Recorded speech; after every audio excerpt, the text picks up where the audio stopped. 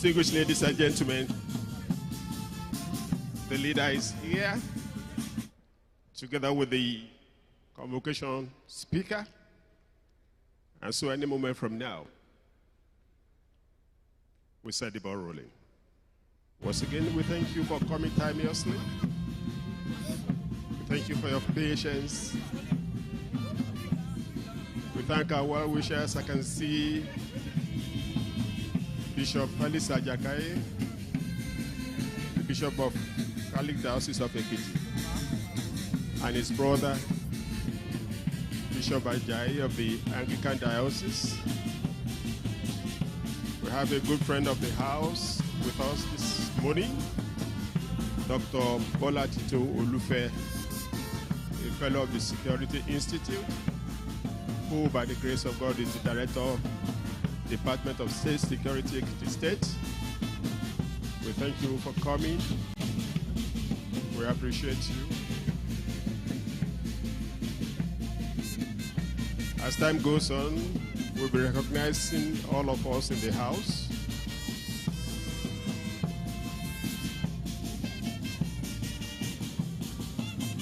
I can see the Provost College of Law, Professor Tunde Yebisi. I can see his colleague in the College of Medicine, Professor Laufe Ogudikwe. Our friend and brother, Provost College of SMS, Professor Chris Aino, the Provost of Engineering, Granted.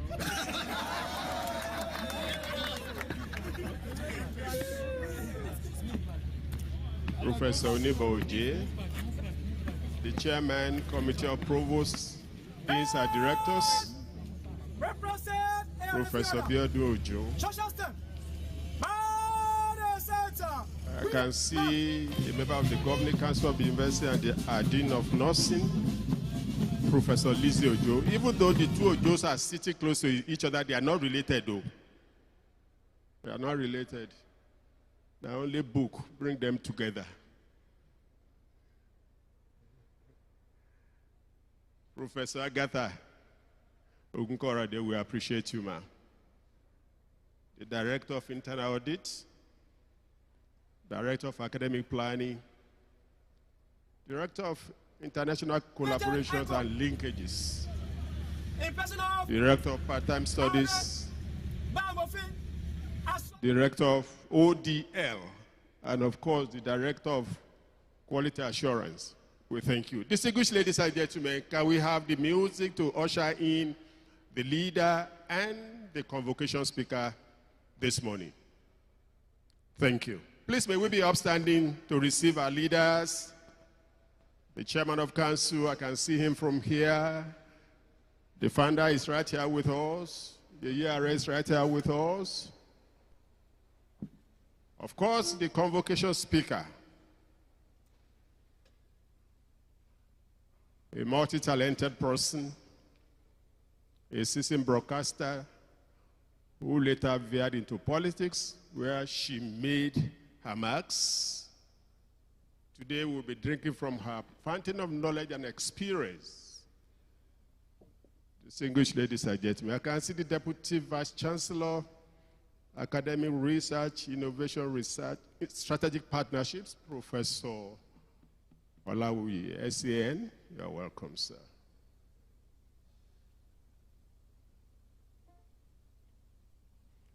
Of course, the Deputy Vice Chancellor, Administration, Professor Shukboy Jabadini. The bossa is here.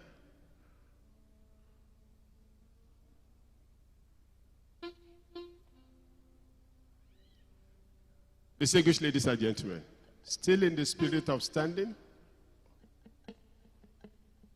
Okay. Can we celebrate the convocation speaker as she comes in? Honorable Dr. Abike Dabiri Erewa, OON, a seasoned broadcaster who later veered into politics where she made her marks. This morning we'll be drinking from her fountain of experience and knowledge as the convocation speaker this morning. Madam, you are welcome. And of course, members on her entourage, as time goes on, we will introduce all of you one after the other. We appreciate you. Please, may we be seated for a moment. Thank you.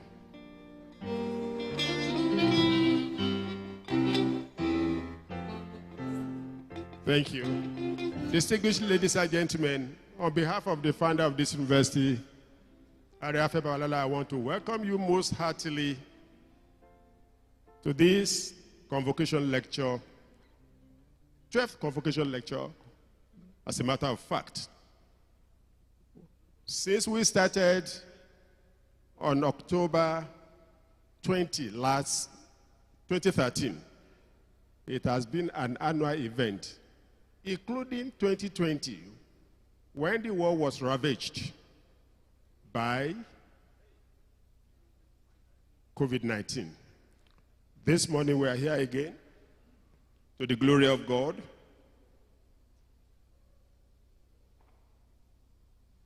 in continuation of the series of activities lined up for our 12th convocation ceremony. As time goes on, you will get to know a lot about this university from the Vice Chancellor and from some other speakers in the House. But permit me to say that even though this university is barely 15 years old, it has recorded monumental achievements in virtually all areas. So much so that Times Higher Education Empire Ranking has ranked this university the best university in Nigeria for 3 years running, 2022, 2023, and 2024. That is at the national level. At the global level, it may surprise you that this young university was rated by the same body as #1 in 3 critical areas: SDG 7, stewardship, and outreach. Thank you. And can I tell you, despite its young age, it has been ranked as number 142 in the world. Let's celebrate the university. Before we go ahead, distinguished ladies and gentlemen, may I humbly request that you be upstanding so that we can run the university anthem, which marks the commencement of this program this morning. God bless you.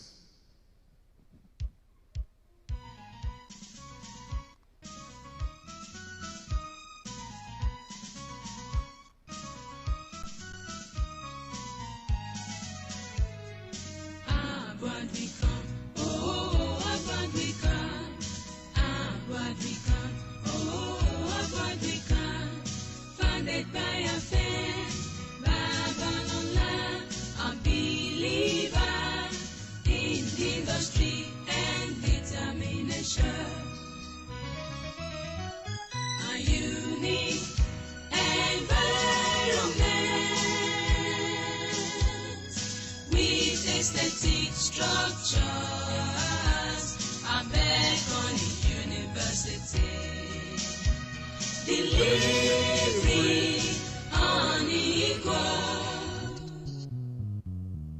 designed for high quality education to mold character and infuse knowledge how to lead others.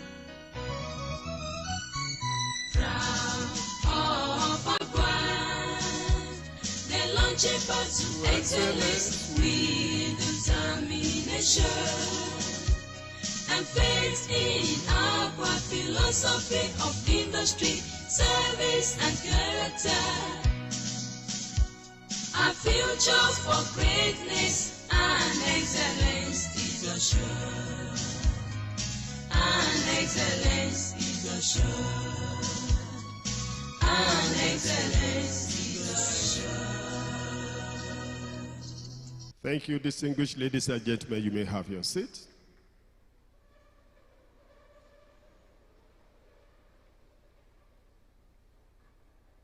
I know of a fact that even though the convocation lecturer had spoken with the founder severally on phone, I have no doubt in me that they met for the first time this morning. Our friend from the Department of State Services, Dr. Bola Titu Olufe, FSI, I can bet it, has not met the founder nor his wife before. For reasons like this, distinguished ladies and gentlemen, let me present to us some of our leaders in the house this morning. The first person I would like to present to you is the founder of this university, a man of global acclaim, a man respected at home and revered abroad, a teacher, a farmer, a lawyer, an economist. If I had this one, you will clap. An hairdresser. Ladies and gentlemen, I present to you the founder of this university, Are Afe Babalola. You are welcome, sir.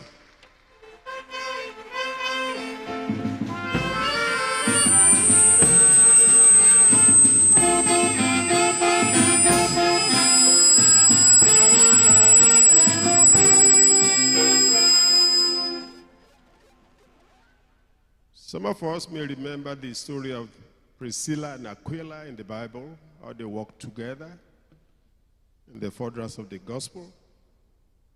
Seated regularly on our left-hand side is our mother in this community, the Chief Executive Officer of Abad Ventures, the co-pilot with Are Afe Babalola on this project. Ladies and gentlemen, I present to you Yeye Aremodupe Babalola.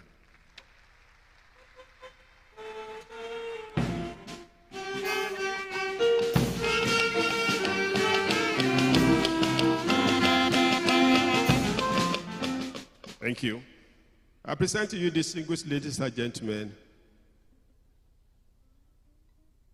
a former Minister of Education in this country, a former ambassador to the Republic of Germany, who, by the grace of God, is the chairman of the Governing Council of this university, Professor Tunde Adeniran. You are welcome, sir.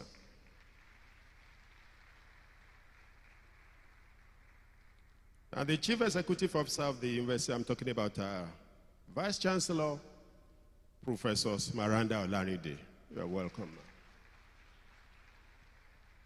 We have in the house Deputy Vice Chancellor, Academic, Research, Innovation, and Strategic Partnership, Professor Sunday Olawuyi, SAN. And his colleague and brother, the Deputy Vice Chancellor of Administration, a multi-talented personality, a nurse, a lawyer, and so on and so forth, Professor Austin Shupo Ijabadeniyi. Is equally a member of the Governing Council of the University and the chairman of Parent Teachers Consultative Forum. You are welcome, sir. I present to you, distinguished ladies and gentlemen, the Chief Administrative Officer of our university. I'm talking about the Registrar, Lady Christy Oluborode. I must not forget to introduce to you another member of the Governing Council of this university. When I talk about lawyers, I'm always careful so that I don't run them or myself into trouble. So I'll be careful not to use flowery words. I present to you Mrs. Shade Ali, SAN, a member of the Governing Council of the university.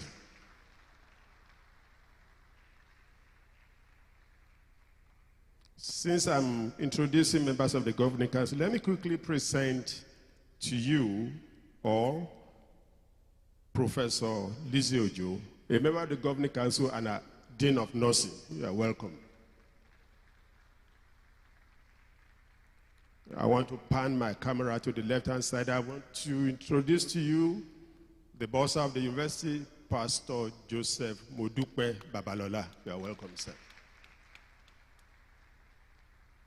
The university librarian is right here with us. Dr. Roslyn Zubar, you are welcome. Coming to this side, I want to present to you, distinguished ladies and gentlemen, Professor Yakini Lawal, our Director of Quality Assurance. We appreciate you, sir.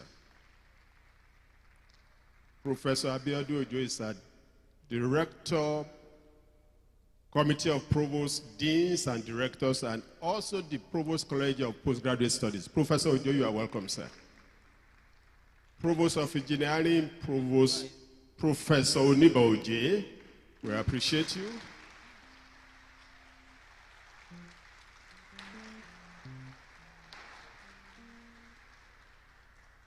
Engineering student, it's not your provost that is giving the lecture. I present to you, distinguished ladies and gentlemen, the Provost College of Law, Professor Tunde Yebisi.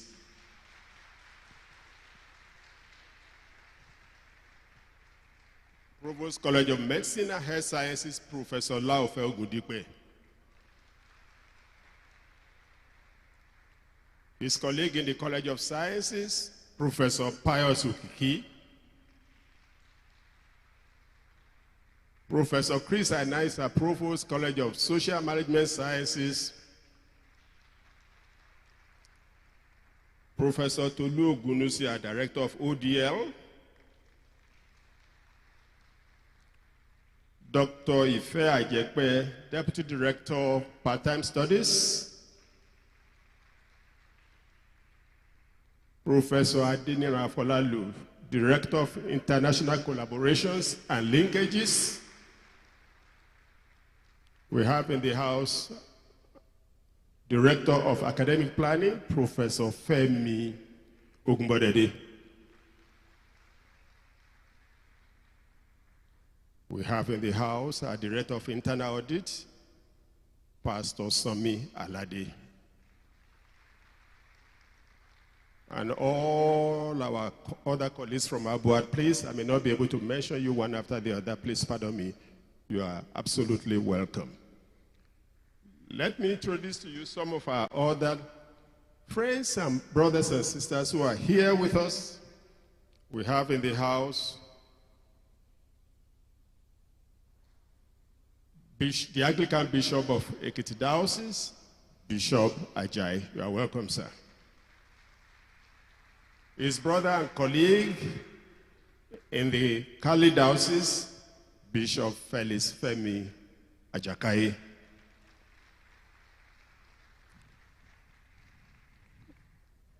I want to present to you, distinguished ladies and gentlemen, the representative of the Sheikh of Borno. Sheikh of Borno is an alumnus of this university, but he is not able to be here this morning, but is ably represented by Alhaji Lawan Meina Mahmood, the Bama of Borno and a senior council member. You are welcome, sir. We have in the house, distinguished ladies and gentlemen, the Director, Department of State Services, Ekiti State, Dr. Bola Tito Olufe. You are welcome, ma'am. Great award students, you are welcome. Before I come back to you, let me introduce to the House the convocation speaker for today. If you hear her name, it's a family name in Nigeria. At least virtually all of us used to watch television in those days. A seasoned broadcaster who made a foray into politics, was elected into the House of Representatives 4 times. She was about to be elected the 5th. I said, hey, let some other people go.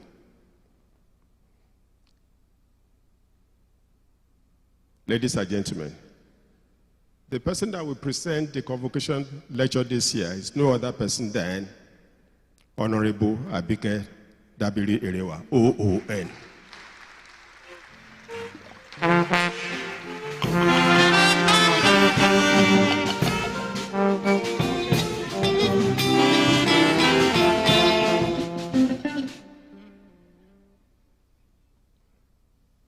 If I may say this, Honorable Abike Dabiri Erewa will be making history today. She will be the fourth lady to be on this podium to give a convocation lecture. The first person was Dr. Lala Aisha Bembaka, the then UNESCO Deputy Director General, who gave the convocation lecture in 2013. In 2014, Dr. Ann Coxon, specialty consultant, Harley Street, London, and a board member of Johns Hopkins Teaching Hospital in the US, gave the convocation lecture. In 2016, Professor Cynthia Jackson Hammond, the president, that is the vice chancellor, Central State University, Ohio, US, gave the convocation lecture. And now, this year, our friend, our sister, Dr. Abike Dabiri Erewa, will be delivering the lecture. If I may remind you, ma, you will also be the second broadcaster to minister from this pulpit. In 2018, your brother, a co-alumnus of NTA, John Momo, was on this podium. From him, we went home with a phrase. He spoke about civilian oligarchs. Last year, Baba Emeka Ayonku, who delivered the convocation lecture, gave a new definition to poverty. He spoke about multi-dimensional poverty afflicting Nigeria. Ma, all of us are waiting to go home with something from you. You are welcome, ma. I present to you this guest speaker for today, Honorable Dr. Abike Dabiri Erewa, OON.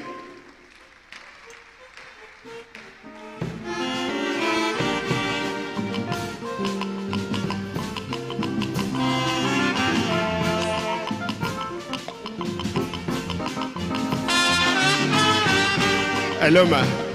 Hello, ma. It's not your time. It's not your time, ma. It's not your time, ma. We're still introducing you to the house, ma. At the appropriate time, we will call you, and the university orator will read your brief citation. Thank you.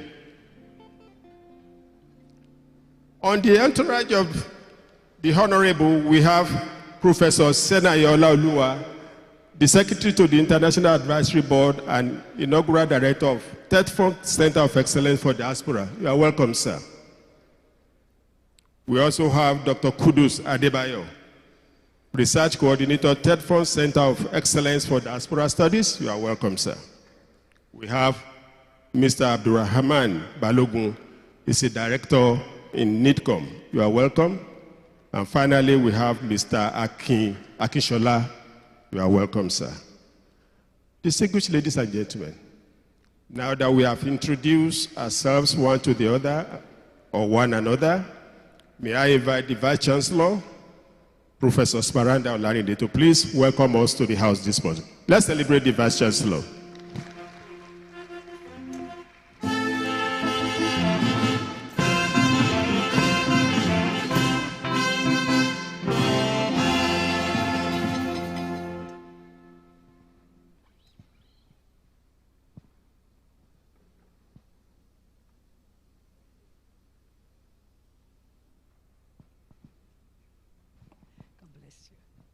Good morning, everybody. We are celebrating today our students, our graduating students, through this wonderful occasion of the Convocations lecture. Let us be more enthusiastic. I am addressing now my graduating students. Good morning, graduating students. I think you should have been more enthusiastic. Good morning, Abbott students. Thank you. On this note, let us give a round of applause to our Director of Corporate Affairs, who today had a professorial presentation of all of us. We thank you, Dr. of Microphone, our own Director, Tunde Olofintila. Thank you, sir. On this note, Your Excellencies, distinguished ladies and gentlemen, our beloved father, founder, chancellor, and the president of this momentous university, intimidating university, please permit me to stand on the existing protocol. On behalf of our founder and chancellor, Are Afe Emmanuel Babalola, OFR, CON, SAN, LLD London, LLD UNILAC, LLD University of Ibadan, and many, many more. His very beautiful and amiable wife, Yeyare Modupe Babalola, FSM, FNMI, FFPA, the Board of Trustees, the Governing Council, Senate, staff, students, and graduates of Afe Babalola University, Ado Ekiti. It's my great honor to warmly welcome you all to the 12th Convocation Lecture of our esteemed institution. This Convocation Lecture embodies the spirit of intellectual discourse, reflections, and inspiration. Afe Babalola University has firmly established itself as a beacon of academic and research excellence. And we continue to score in preeminence. Just in June this year, Afe Babalola University was again ranked by the Times Higher Education Global Impact Rankings as #1 university in the world in United Nations Sustainable Development Goals, the SDG 7, on affordable and clean energy. I was expecting you to give us a round of applause. I'm not talking about national level. I'm talking about global sphere. We are also #1 in outreach with a 98% score, also globally. #1 in stewardship with a total score of 98.2% globally. And ranked #1 in Nigeria for 3 consecutive years, 2022, 2023, and 2024. Additionally, we are now #4 in Africa and #142 amongst 2,152 universities globally. This is our position as of today, globally, regionally, and nationally. These accolades reflect our unyielding commitment to research, innovation, community impact, and academic excellence. The convocation speaker, ma'am, Your Excellency. Today we are privileged to have a renowned and highly esteemed personality who will deliver our convocation lecture. She is Honorable Dr. Abike Dabiri Erewa, OON, the Chairman and Chief Executive of the Nigerians in Diaspora Commission. Her lecture, titled Diaspora Engagements for National Development, could not be more timely. Dr. Dabiri Erewa's exceptional work in connecting Nigerians abroad to national development efforts has not only earned her local and global recognition, but has also redefined the power of diaspora engagement in our country's progress. We thank you, ma'am. Her leadership and patriotism serve as a shining example for all of us, particularly our graduating students, who will gain valuable insights into how patriotism can propel Nigeria forward in sectors such as education, healthcare, entrepreneurship, information technology, and many, many more. In conclusion, I urge all present to listen attentively to the lecture and engage in the discourse that will follow. May this occasion inspire each of us to contribute meaningfully to national development, regardless of where we are in the world, connecting together to build a prosperous and wealthy nation, Nigeria. Once again, I warmly welcome you all to the 2024 Afe Babalola University Ado-Ekiti Convocation Lecture. Thank you and God bless you all.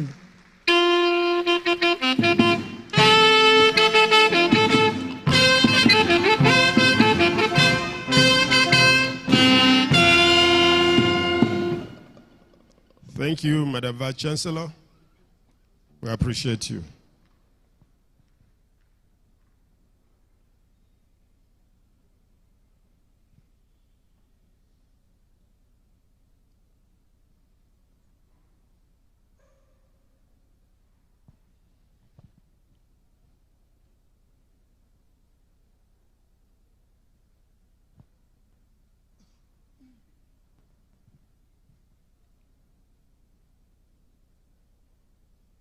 Thank you very much. Now that the Vice Chancellor has set the tone and tenor of this convocation lecture this morning, this indeed is the moment we have been waiting for, the convocation lecture proper. May I, with your permission, invite the university orator, Dr. Ifebamidele, to please give us an abridged citation of the convocation lecturer. Dr. Ifebamidele, please.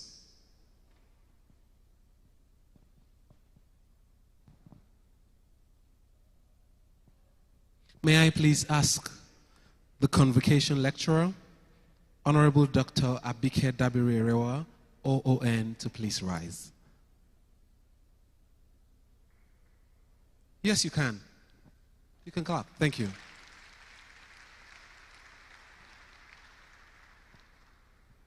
You may come to the stage. Thank you. Please keep clapping.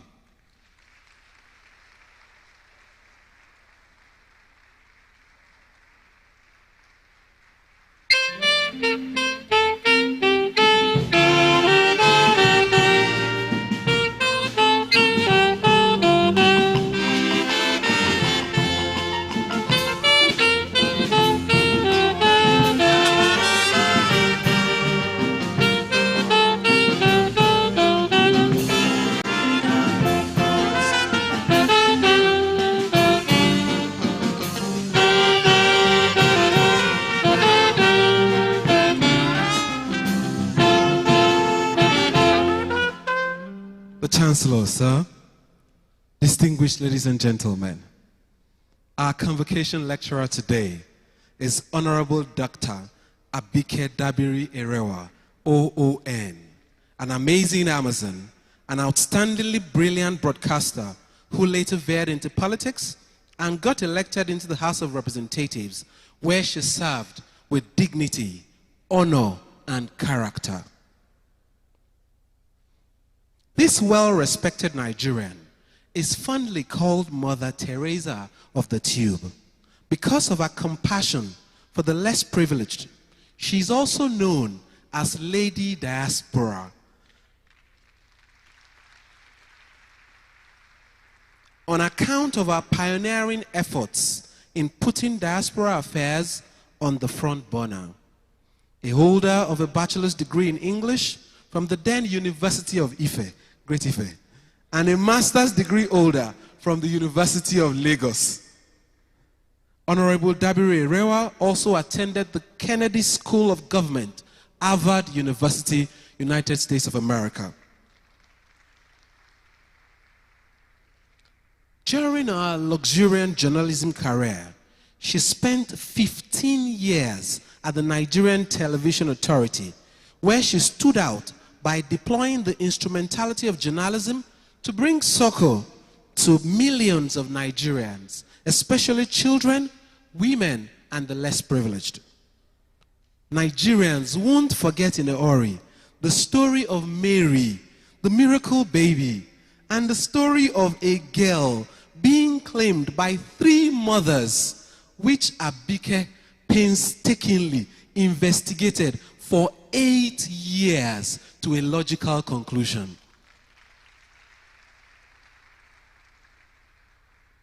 She represented Ikorodu Federal Constituency, Lagos State, Nigeria, in the House of Representatives from June 2003 to June 2015.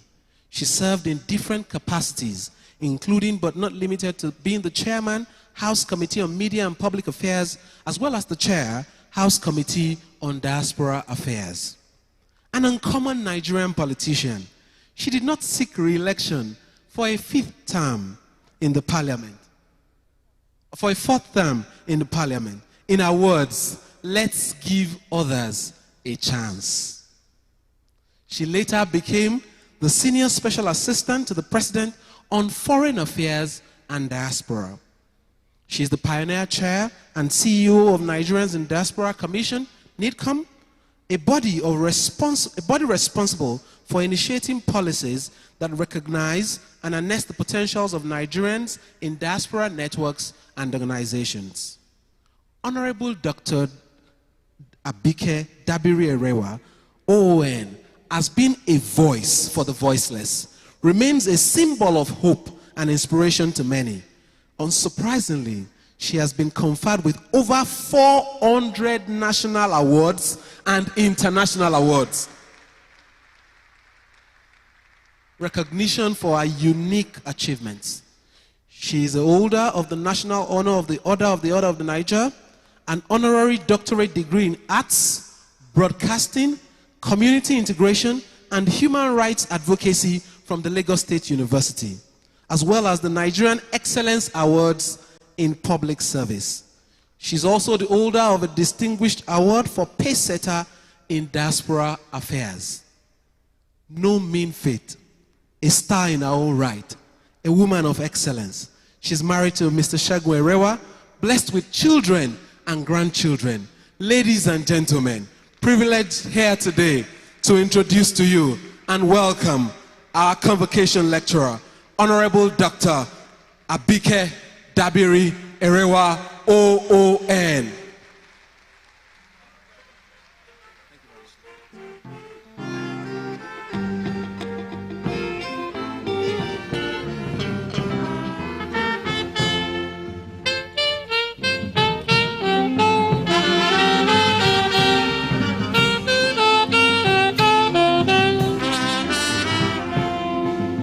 Thank you very much. Your Excellency, our father, Chief Afe Babalola, and your beautiful wife, to the management and board of this great university, thank you for inviting me. Let me stand by all existing protocols and acknowledge everyone that has been acknowledged, our lords, spiritual and temporal. Our students, let's have a big shout out to all of you. Nigerians today, Nigerians tomorrow. How do I start? I'm humbled. I'm privileged. Actually standing on this podium. You know, driving into Ekiti, coming to this university, Chief Afe Babalola, the Almighty God will continue to bless you. What you have done, even a blind man can see. You know, I used to see you from afar, meeting you for the first time. I'm a big fan. And when I saw you this morning, I said, please, sir, don't tell lies that you are over 90. Nobody will believe you, sir. Does it look anywhere near 60? Please, whatever you are eating, Mommy, tell us what you are giving him so that we all can take that. But we appreciate you, sir. What you've done here is a pride to the whole wide world, not just Nigeria. Can we appreciate Abuad?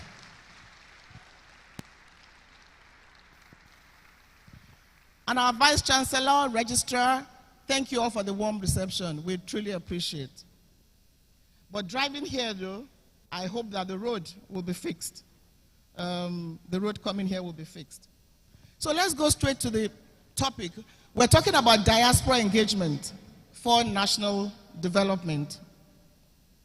We're talking about diaspora engagement for national development. But before I go on, let me, looking at my program here, let me just rephrase or recall our father's title.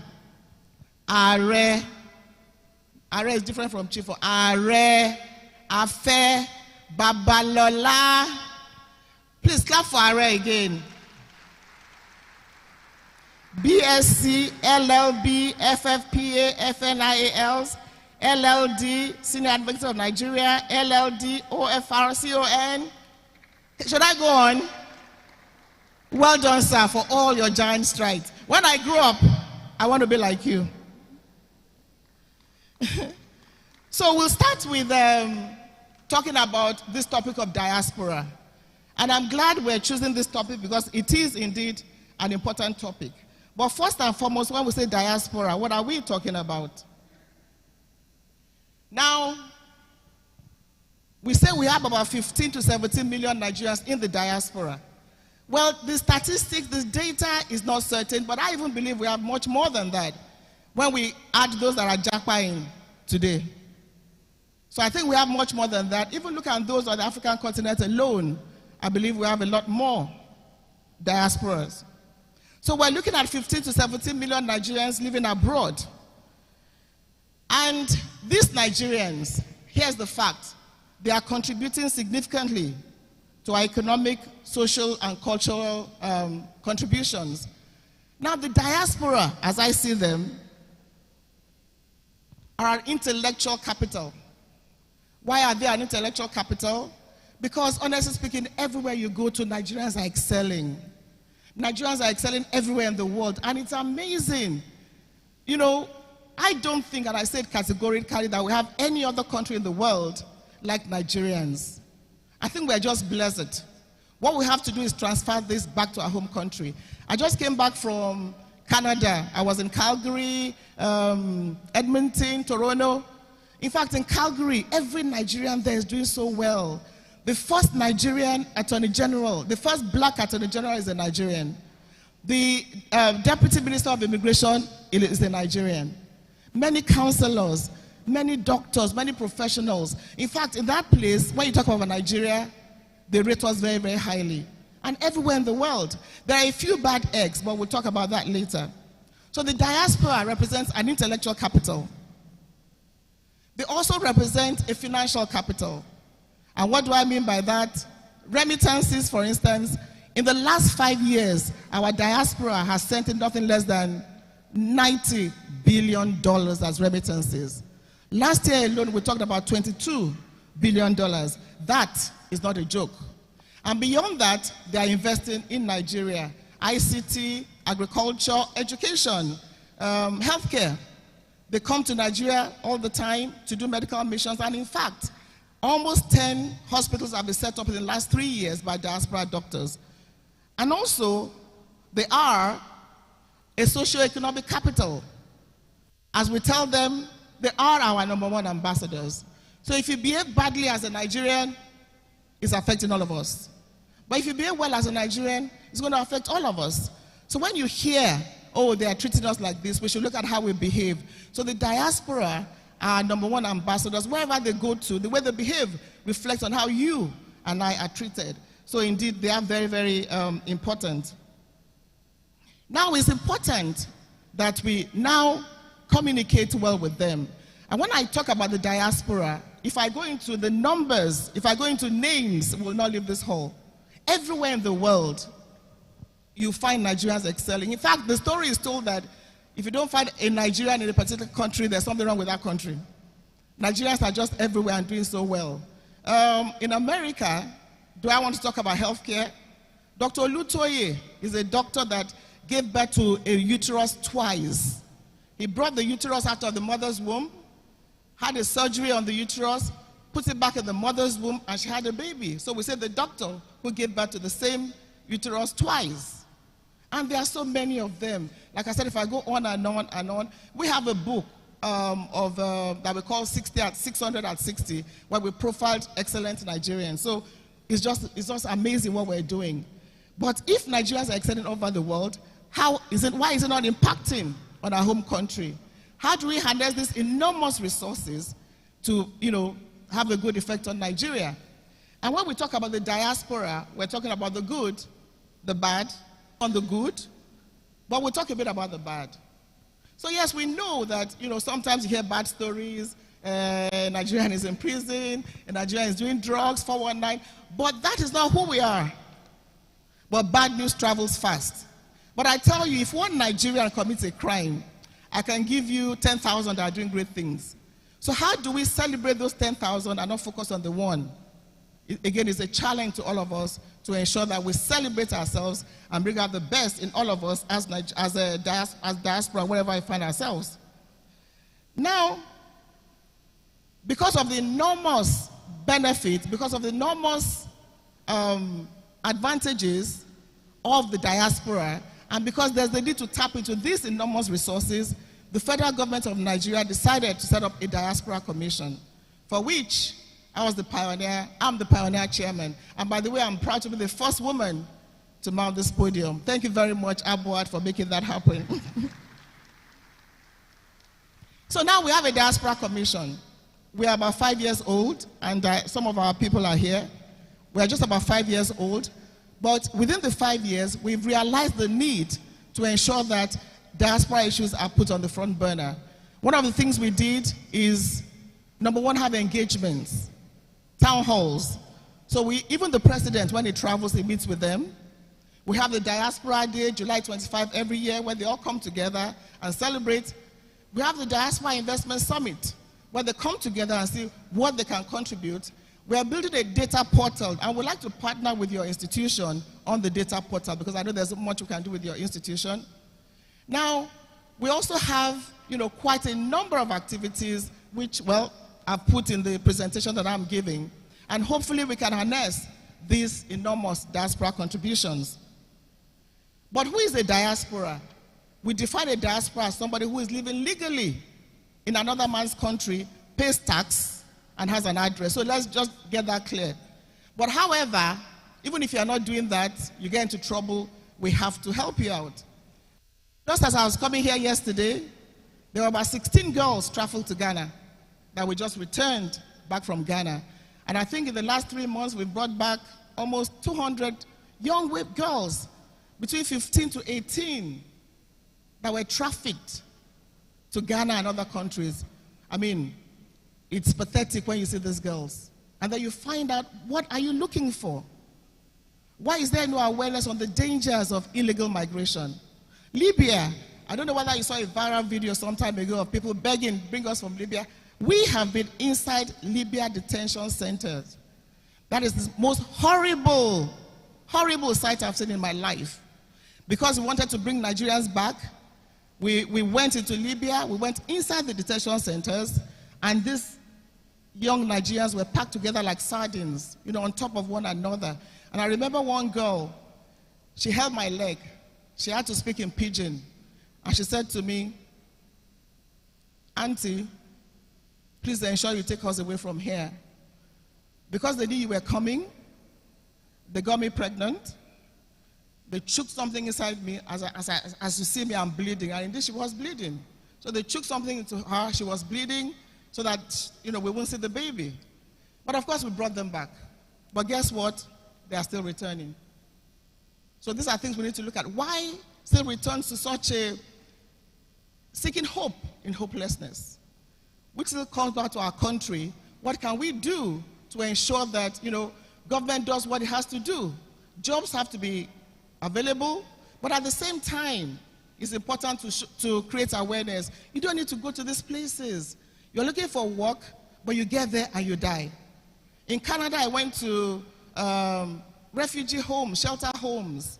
These are very sad sights. I saw Nigerians, again, in the cold, nowhere to stay, and one person died in that cold. So is it worth going to another country, raise your hand and say, oh, I'm a refugee, and they're not going to give you anyway? So we have the bad side of this whole things. And there are many stories we could tell. Or is it from South Africa, you know, from wherever there are problems? One thing is clear, we try to intervene for our people in the diaspora. So yes, we have the good, the bad, and the ugly. But like I said, I would rather focus on the good than the bad. Because whichever way, other countries have their challenges. We have ours too, but we have to work at it. I'm still talking about the diaspora. Nigeria's foreign policy agenda has included the diaspora, which includes the 4 Ds of diplomacy, demography, diaspora, development, and demography. Also, what we have done is to have a national diaspora policy. So this national diaspora policy guides all diaspora engagement so that, you know, we can have a policy to let us know how to engage the diaspora. So Nigeria has a diaspora policy. And Nigeria is one of the few countries that has, you know, an established diaspora commission and a different kind of policy that also brings into play the historic African diaspora.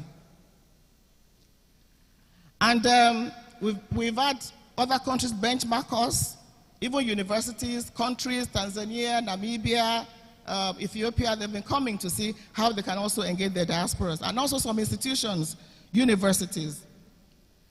And then, in terms of diaspora engagement, it's important that we engage, we enable, and empower. And we empower them so that they can catalyze development both in their host countries and in their country, Nigeria. Because there's no point being there and not being able to have an effect in your own country, Nigeria. Like I said, we do a lot of presidential town hall meetings. We also have what you call the Door of Return Festival, where we have the historic diaspora come home to see what they can do. Now, this takes place in Badagry, where they walk through the path of the slave trade. It's a very emotional, very, very emotional ceremony. Because talking about diaspora, we also need to engage our historic brothers and sisters that were taken away as slaves over 400 years ago. Then we've also created an award for the diaspora so that we can recognize what they do. And the award doesn't mean you can be the best in the world, but what are you doing in your own country, Nigeria? So we have that award for them, which we've done the second one. And also lecture series, engaging town halls and all that. And we hope that we can do more of that with your institution here. Now, when you talk about diaspora contribution to national development, we've talked about it, a lot of money and all that, but we also say that the diaspora can have an investment fund. Come together, pull resources together, put your money together and invest in your country. In Kenya, the diaspora built, I think, their longest bridge. So we can achieve that with our own diaspora. When Ireland was in recession, it took 1,000 Irish diaspora to save their country from recession. Our diaspora can do the same thing, but we need to engage them. And we have a whole lot of them that have been contributing. Unfortunately, we have everything in the paper, but there are many. The first African to be in the Polish parliament is back home now, and that's where we're coming to. He's back in Nigeria. He set up a ranch in the state, Abia State. He was a victim of Fulani and herdsmen, but he didn't give up. He now moved to Abuja and has one of the best ranches anywhere in the world. In Imo State, we have a doctor who has set up what I would call the best center for stroke. I mean, not better than whatever you have here, sir, but he has a center for stroke. It's a diaspora that came back to do that. And many of them are beginning to do that, and we encourage them. We have various groups and associations, physicians in America, Canada, everywhere, who come home to do things. We have an institute in Abuja too, a diaspora, who came back and put almost $2 million in that project, the AfriHub ICT Institute. Many of them, the guy who is giving us electric buses, Alhassan Wono Global, David Alaba, I'm sure you all know him, the footballer, he's built something in Ogun State where he's providing a lot of things for indigent people there. All these guys come. Ahmed Musa has done so much in terms of philanthropy in his country, Nigeria. Then we have the Ruth Marcel Cancer Center built by a diasporan, She's been there for 24 years, but said, you know what, I am coming back home to do something. So there are many of them. But I'll go to, what I think should now be what we'll be looking at. Now, it's important to have diaspora contributions, engagements for national development. It's very germane for our country, both at home and in the diaspora. We have to join hands to develop Nigeria. And that is where I want us to have this conversation. How come when we leave this country, and I'm talking to you, the students, when we go abroad, we are the best. We stay on the queue. We obey the rules. But once we get back to our country, we are not the same anymore. Do you know who I am? You hear them say that. So what is the problem? Is it because there are no sanctions? Is it because there's no law and order? It's a conversation that I think should be had in institutions, because we see that happening a lot. How come the best doctors in the world are Nigerians? How come the best physicians in the world are Nigerians? How come the best anything educationists in the world are Nigerians, but the state of our institutions are the way they are? What really is the problem? And what can we do about it? How come we do not celebrate the best and the brightest? How come you have people that are so talented, but they don't get to the very top? But then when they go abroad, we start celebrating them as excelling in the diaspora. What really is the problem? And what can be done about it? I hope questions and answers will come from this. So, how come, as a nation, we're not tapping into the human capital development that we have as Nigerians anywhere in the world? The role of government is the role of government. Provide infrastructure, provide an enabling environment, and all that. But the role of the people is also there. So what do we do to ensure that these resources come back home? Now, like I said, I've done a lot of traveling. The truth is, home will always be home. But what kind of home do we want to come back to? What kind of home do we want to build? That is the challenge that I pose to our diaspora brothers and sisters. And I'm telling you, a lot of them want to come back, but they'll tell me, no light, insecurity. We are here. This is Afe Babalola University. There was no light. I don't think you have 24-hour light from PHCN, but you set this up. So if we wait for everything to be perfect before we join hands to build our country, they'll wait forever.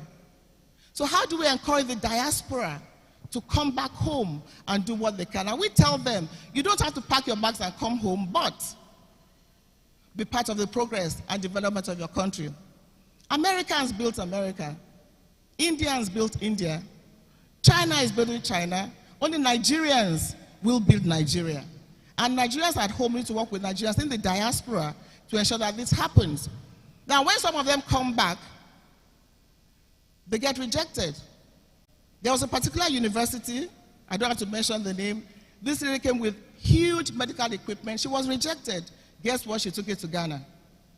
So how do we encourage our diaspora not to be discouraged? So we have said there should be things like tax incentives, because we must have a diaspora direct investment right here in Nigeria.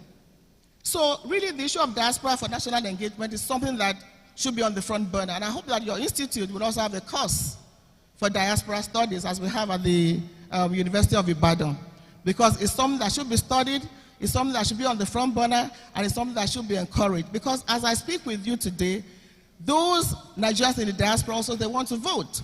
And I believe the National Assembly should make it possible for them to be able to vote. So, if our people go abroad and excel and become the very best, and they can't do that here, there's a big problem. What do I think we should do as a country?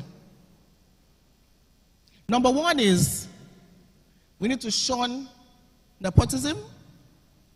We need to shun tribal bigotry and religious bigotry. We have to see ourselves as one Nigeria. We can't keep saying, is your ethnic group, and then, use that to solve things. We need to ensure that we see ourselves as one Nigeria. And if we ourselves as one Nigeria, we can build this country together. And I believe that you, the younger ones, the lessons you have learned in your university, a lot can be done through you, because I'm not sure about this generation anymore, but I believe that so much you can do. It is important to also discourage irregular migration. We can't keep having people, you can't stop migration, regular or irregular, but we can't keep having people just go and die in the desert. So how do we stop irregular migration, or at least reduce irregular migration? It's very, very important. Now, Japa.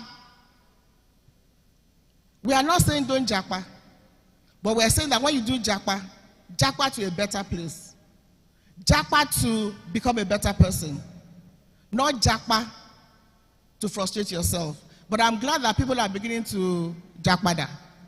And I hope that, we encourage them. So for the young people in the hall, by the time you're done with your education here, if you get a job abroad, I'm sure you'll take it. But be careful where you're going to. I deal with many cases of, even students in Canada, as I speak with you, there's a woman who has been looking for her son for the past 4 years. Nobody can find him. He was just 17 when he went. Nobody can find him. There's a case in England that we're dealing with now about a young 16-year-old boy. It's very pathetic. So we have many pathetic cases. Even if you are going, know where you're going to. And what we are doing in some of these countries, there are help desks and helplines that you can talk to when you get there. Merit should be our watchword as Nigerians. And I think that is very, very important. If we don't put merit forward, we can't develop this country. Even me today, people come to me, I write letters. Why do you have to write letters to anybody? If somebody is qualified and good, give that person the job. So merit as a nation should be our watchword in this country. And then the issue of corruption, bad behavior. Bad behavior. Corruption thrives not because people are greedy. Bad behavior goes on not because of anything, but because there are no sanctions. If there are sanctions for corruption, for any bad behavior, I believe it will stop. But as of today, no sanction for anything. If I'm driving down the road, somebody faces me, it doesn't matter, he goes away. Why should I follow the rules? So it's important that sanctions need to be in place for every crime or every offense in Nigeria. Do you agree with me? Did I hear you? Yes. There must be sanctions for bad behavior in Nigeria. And then it's also important that we get involved in every sphere of life, particularly our politics. You see, you don't have to be a politician, but you have to be involved. Democracy is about the people. A lot of you will say, they've rigged the election. Get involved. The elite do not participate. When it is time, most people sit in their homes. Participate. At least ask questions. And I'm glad that our father has set the standard for that. Ask questions of what your leaders are doing. Because you know what? No matter what, if I know that one vote will get me out of office, I will not behave anyhow. So it's important to ask questions, participate, get involved. Because we all have to work to change Nigeria together. But I see that many people just give up and say, well, they've done it anyway. My dear youth in particular, do not get discouraged. Get involved and ensure that we make Nigeria a better place to live in. In the words of one of my favorite people, the president of Rwanda, Africa's story has been written by others. We need to own our own problems and solutions and write our story. That's Paul Kagame. How many of us here are willing to write our stories as Nigerians? How many of us here are willing to be like Are Afe Babalola and ensure that we take Nigeria to where it truly belongs? And I'm talking to you, the younger ones. You all have to ensure that we all join hands together to write our story as Nigerians. And then problem solving. We should have problem solving leaders. They all have one thing in common. And you, sir, you're a problem solving leader, which is that there's always a better way to do things. As Nigerians, we accept everything. There's always a better way to do things, and we have to ensure that we all, in our space, find that better way of doing things. And I hope that resonates. And back to my own story, when we say, in terms of Nigeria and all that, when I left television to politics, it was a desire to do something different. I didn't know whether I was going to fail or not, but I took that bull by the horns. We have to leave our comfort zone. I went to Harvard University, I learned about leadership, and I came back to say, you know what, I'm going to contest elections. Whether I was going to win or lose, I did not know. In any case, I won. Not once, not twice, but 3 times, but it was a big risk.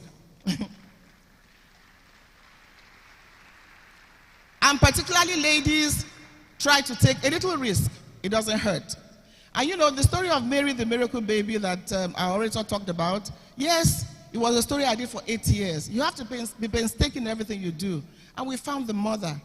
Incidentally, the mother, the 65-year-old woman, was deceived that she had a baby, but she wasn't. The girl is now back with her mother, but in those years, in fact, she's just graduated. She's been on my scholarship all through, and hopefully she's going to get married or come and do her master's here at Afe Babalola University. Lovely, lovely little girl. So we have to leave our we should leave our comfort zones and be determined to be the best in whatever we want to be. And for women in particular, it's not an easy road to travel. You get frustrated, you get discouraged, but you can't give up. You can't give up.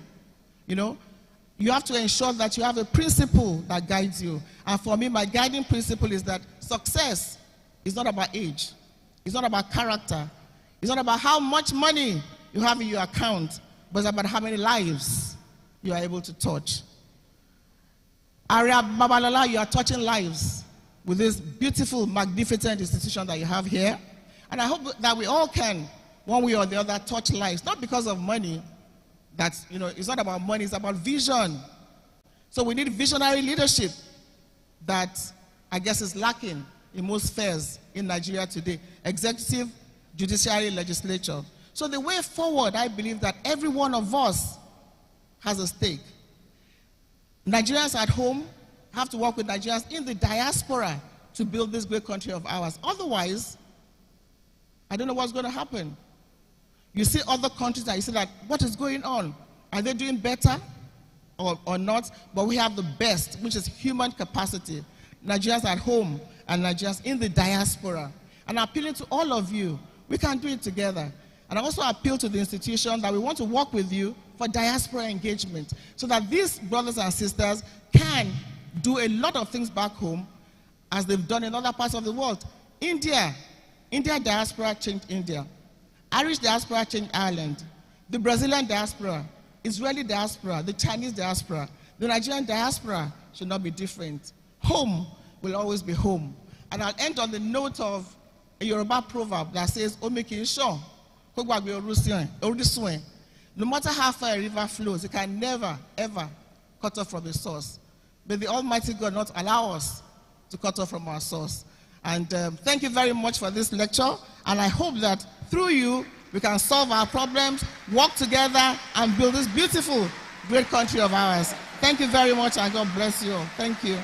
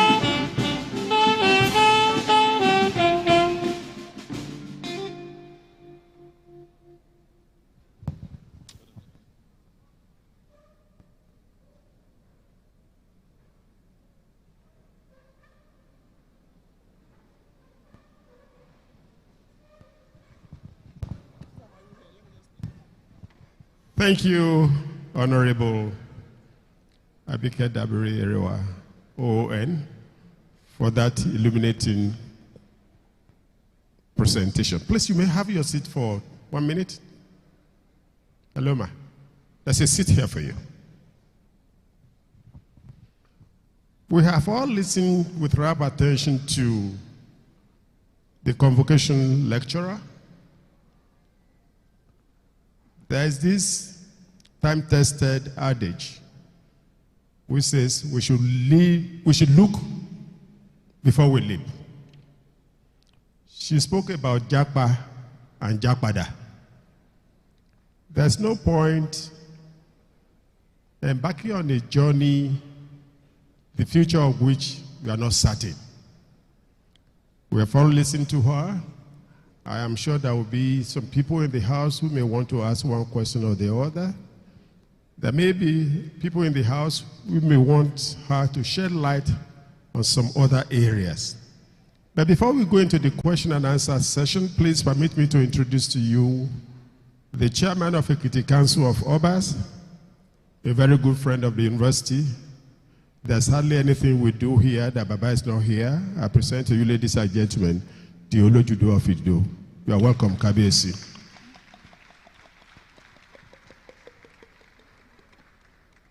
We equally have in the house a scion of the Babalola family, a member of the Inaba, by that I mean a senior advocate of Nigeria, Mr. George Olatunde Babalola. SN, you are welcome, sir. I must not forget to mention the presence of the former registrar of the University of Lagos, who is currently a member of the council of that university, Rotimi Shodimo, Esquire. You are welcome, sir. Now it's time for question and answers. The way we want to do it is my colleague will take the microphone round. You indicate by raising your hand. The moment you are called upon, you mention your name. And please, don't attempt to give another lecture. And in any case, you have just 120 seconds to put your thoughts together. God bless you. Oh, Lana Silk, Mrs. Folashade Ali.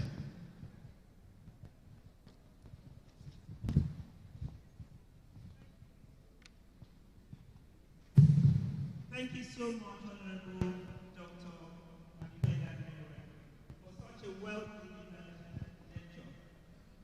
I'm so interested in what you're doing in Diaspora and you mentioned about all the policies and the fact that Nigerians are doing very well.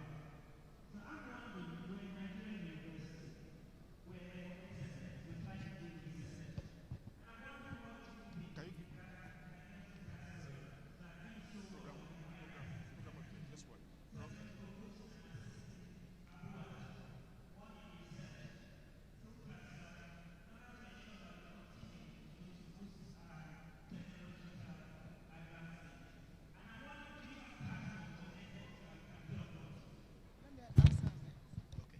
Thank you. Okay.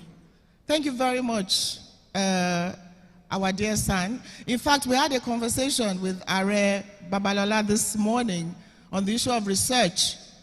There's actually the first African Diaspora Research Center that will be set up at the University of Ibadan. And we have asked Are to chair the International Advisory Board. And he asked us some tough questions, which we've been answering. So there's a lot they can do. In fact, you can partner with some institutions abroad. In fact, there are 3 institutions I speak with you in Toronto that want to partner with universities like this. And without even you asking, we had mentioned your university. So what we can do is work with you so that we can partner together. They are very willing, they are very interested, and it's something that we can look up to. In fact, one of the things that we also told them is that we should share the Babalola model, which we have seen here, which is the fact that as a nation, you know, we have to build our country. You know, it's not just about joining the diaspora. It's about looking at the model that you have here. Are came home to set up this university here. He could have been in Ikorodu, where I come from, which I hope there will be an off-campus. But he didn't have. But he's doing it. And look at the impact. So even Washington D.C. has some institutions that want to partner with us. And you know the beauty of this, there are Nigerians that are there challenging. So we'll be glad to work with you to see how it can be done. Yes, we have platforms. We have a very effective online medium. We have a very effective website. And our email, admin@nidcom.gov.ng, is very efficient. So we'll share more information with you. But I tell you that within a short possible time, they will be willing to partner with you because of the reputation that this institution has. So that will be a great pleasure. Thank you very much.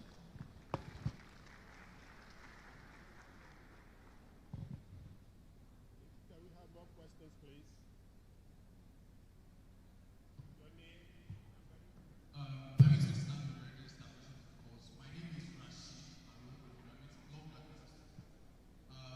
First, let me say a very big thank you for this very thought-provoking and insightful lecture. It's one of the best I've had so far.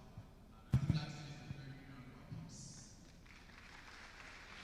So, I remember back in my primary school, I represented primary school to debate about the phenomenon of brain drain. And just about 2 days ago, my baby sister in secondary school reached out to me to help her write a debate on brain drain.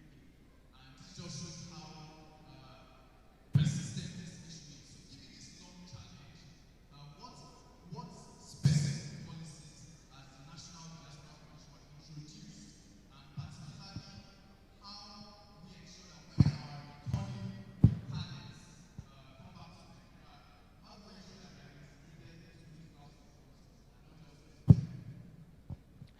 Thank you. Thank you, Rashid, for that question. You see, brain drain, brain gain, we now say brain circulation. That's a new word now. So, yes, you go, but you still come back and recirculate. So what we try to do is, when they come to us, we are a bridge. We are like the embassy in Nigeria. And they are beginning to realize that. So when they come to us, we do the much that we can, you know. And we've done quite a lot with some of them, but we have platforms. Like I said, we have the Diaspora Day, we have the Diaspora Investment Summit, where we all come together with the relevant government officials that will solve their problems. But there are still challenges. There are still frustrations. Somebody was telling me how much he invested, and you know, he wanted to do it, and said he must bring 30%. He said he's not bringing any 30%. So he took the thing back. So, but what we do is, when they approach us, we have desks in EFCC, we have a Ministry of Health, we have in Trade and Investment that we liaise with directly. Every state has a diaspora focal person. So if that person is coming from Ekiti, I'll link the person with the Ekiti focal person, and we get the problem solved. But the key thing is let them engage with us, and then I think we're achieving little steps of little success stories. Some are coming back, and ordinarily speaking, let me tell you, I'm a medical doctor. He came from South Africa to set up for the first time in Nigeria. And he said, I'm coming because you're encouraging me. He set up his hospital in Lekki. Do you know that his very first surgery, he just completed, NEPA took light. The 2 generators packed up. What if he hadn't completed that surgery? He would have lost the patient. And he would have regretted coming to Nigeria. But guess what? It's been almost 7 years on. There were challenges, but he's glad he came home. So it's about overcoming those challenges, and we are there to serve as the bridge between them and their home country. I hope you are not thinking of jackpotting. Rashid, okay. Thank you.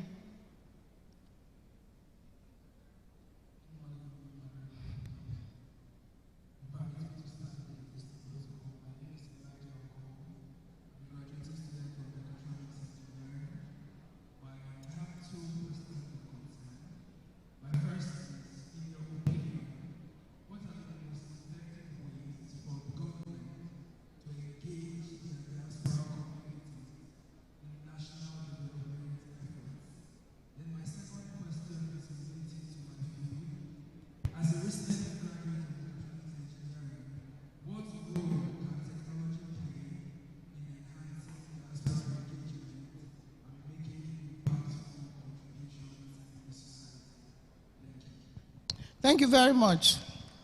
Thank you, Elijah. Of course, technology is everything. And we are leveraging on technology to even engage with our diaspora. And guess what? We have a group of young Nigerians. We call them, it's the Home Strings program. Almost all of them are in tech space.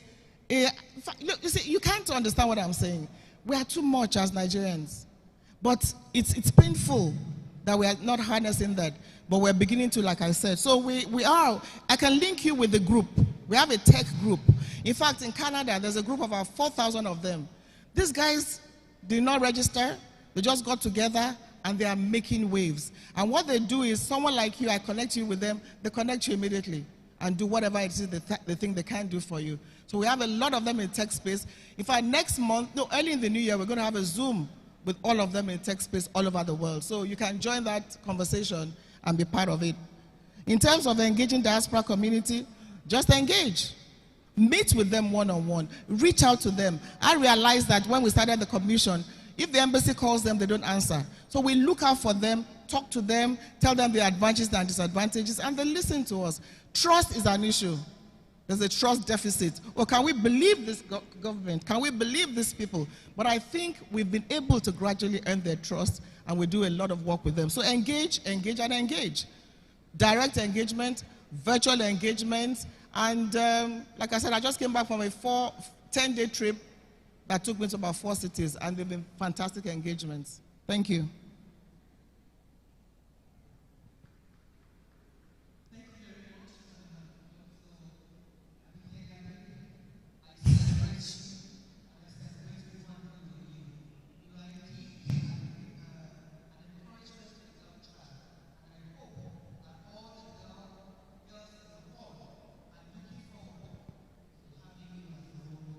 Thank you.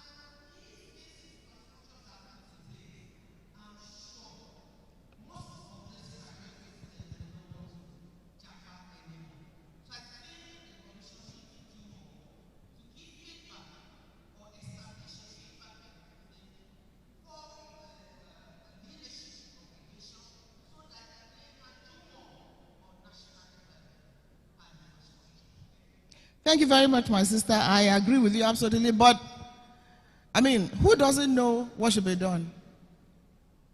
Who doesn't know that governance is about doing what you have to do? The money is meant to build roads, to build hospitals, Medicare, take care of children, take care of your people, not to be stolen. So, who doesn't know that? Like I said, I think this road coming to Afebabalola University needs to be tarred. You know, I took a drive to Ijagboye village, where Kuli Afalaya has a fantastic film village. The road is bad. You know? If the roads are good, we can move from Ekiti to Osho and do our tourism and enjoy ourselves. So yes, we do give the feedback, but I mean, the answers are obvious. Good governance is key. And until you, Nigerians, demand the best of your government, nothing is going to happen. Nothing is going to happen. And I mentioned in my speech that we must get involved. So we all know that the enabling environment, you know, needs to be created. However, it doesn't mean that you wait forever. If Are Babalola waited forever, he will not build this edifice in Ekiti State. He's going to say, there's no road, there's no light. He won't do it. So we don't have to wait forever. We also have to do what we have to do, while government needs to do what they have to do. And I think women, maybe they should give us opportunity to lead this country. Give us 70%. All the ladies in the room, do you agree with me?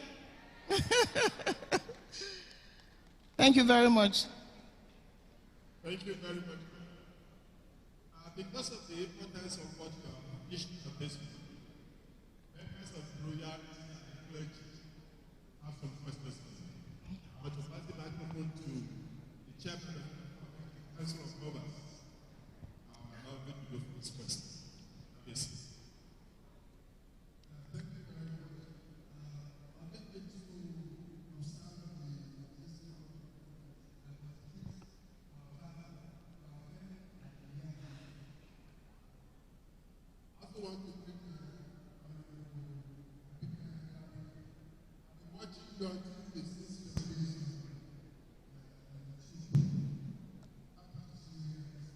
Thank you, sir.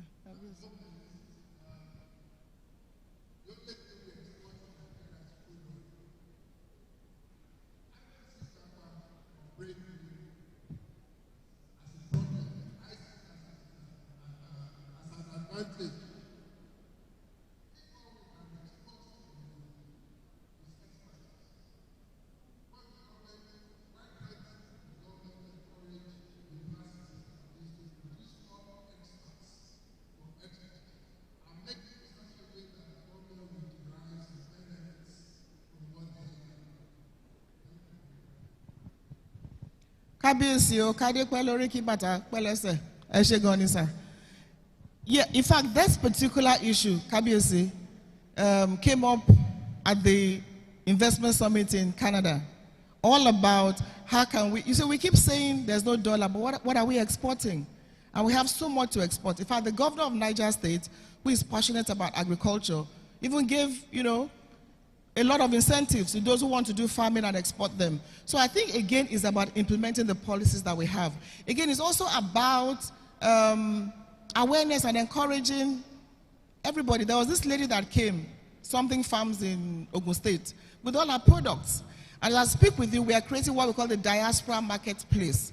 And then we're working with NEPC so that those who want to export can have I think it has to be more synchronized and more together for us to achieve. And then we shouldn't pay lip service to the issue of exporting. That's the truth. And that is the way forward to save our country. We have so much, so much. And we have the market over there. Just in Ireland, I entered a supermarket.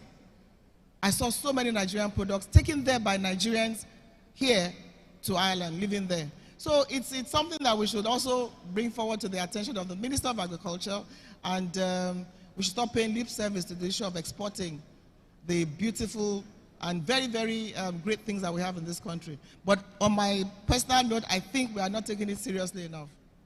But what we want to do is start the Diaspora marketplace.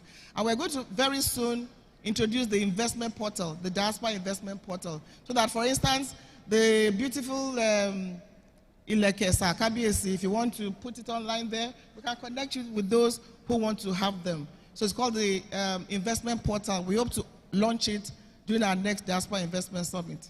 Thank you, Kábíyèsí. Thank you very much. The permission to add microphone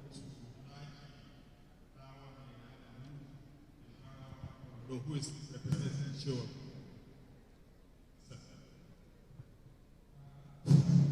Due respect.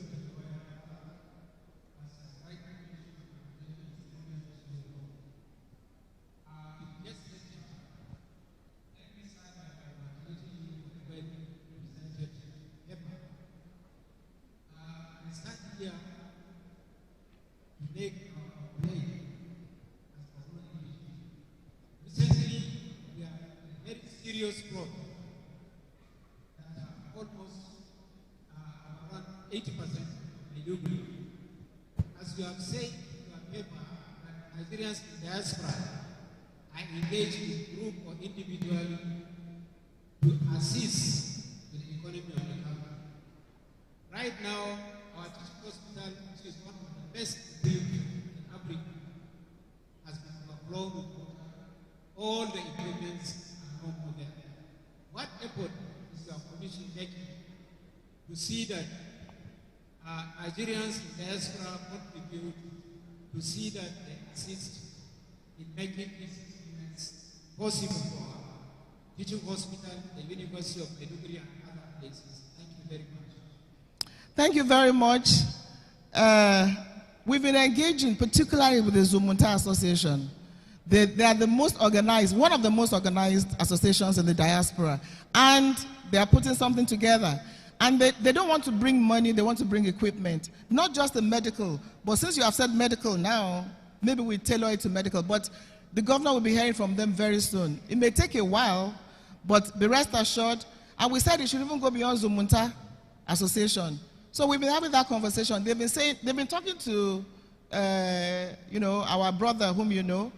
So they're pulling resources together. It may not be so immediate, but they don't want to be in cash. But now that you said medical, we'll tell them to focus on medical. But definitely, something is coming to Borno. It may not be as large as the millions that you're hearing, but even in terms of capital, in terms of transfer of skills and knowledge, they are willing to come down and train those that need to be trained, those that have lost a lot of things. What kind of capacity can they build?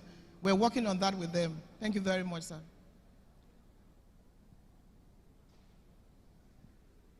Thank you very much. I would like to thank you've been mentioning the name and the role played in this place. I think more than twice. In fact, I would say it is motoring now because of race.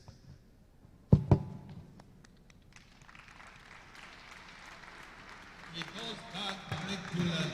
Just when I was studying here, and I said, oh, I didn't see most of the photos that would take certain things. It was small.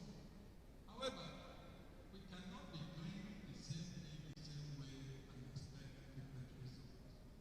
That is what I've seen in my beloved country. We have best rates within the national economy. But why is my country still living the same? Because we multiply the opposition. And you are one of those who have made it possible to show that politics is not the enemy of good governance system. One of those. Thank God, what you have given me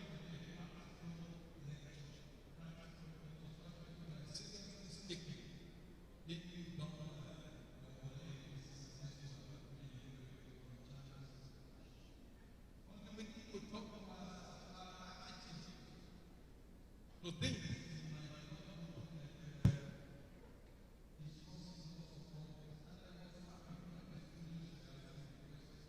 but we need to go beyond and have an attitude. If we don't have the practical aspect of it, it is two steps forward, many steps back. Anywhere you go,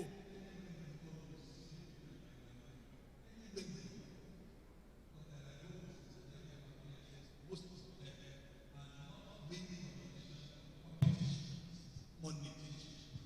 What will change that? Then on the very last those boys are players when we need them because we as bringing this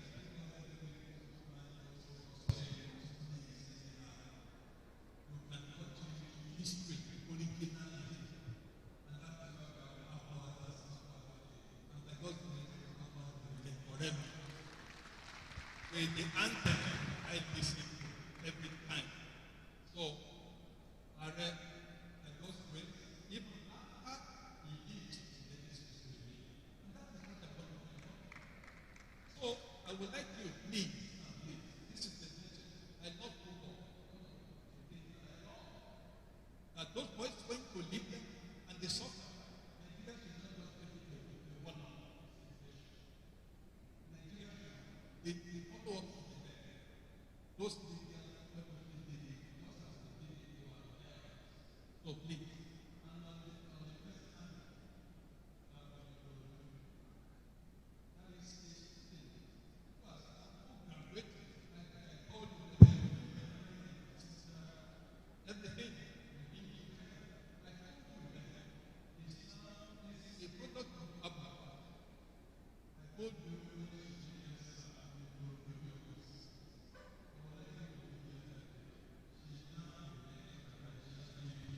Wow. and her name is Dr. Chobadi. Is she here? Yes, she's here. But she's not in this room. She's still here. Yes, I saw her this morning. Oh, She's a product. She's a product of this Abba, of which I have a stake. Stakeholder. I think Dr. Is this still around? she's here. That's her. So please, She greeted me, but she didn't say anything. No. the girl of those days Yeah. was promoting. Yeah. So thank you very much.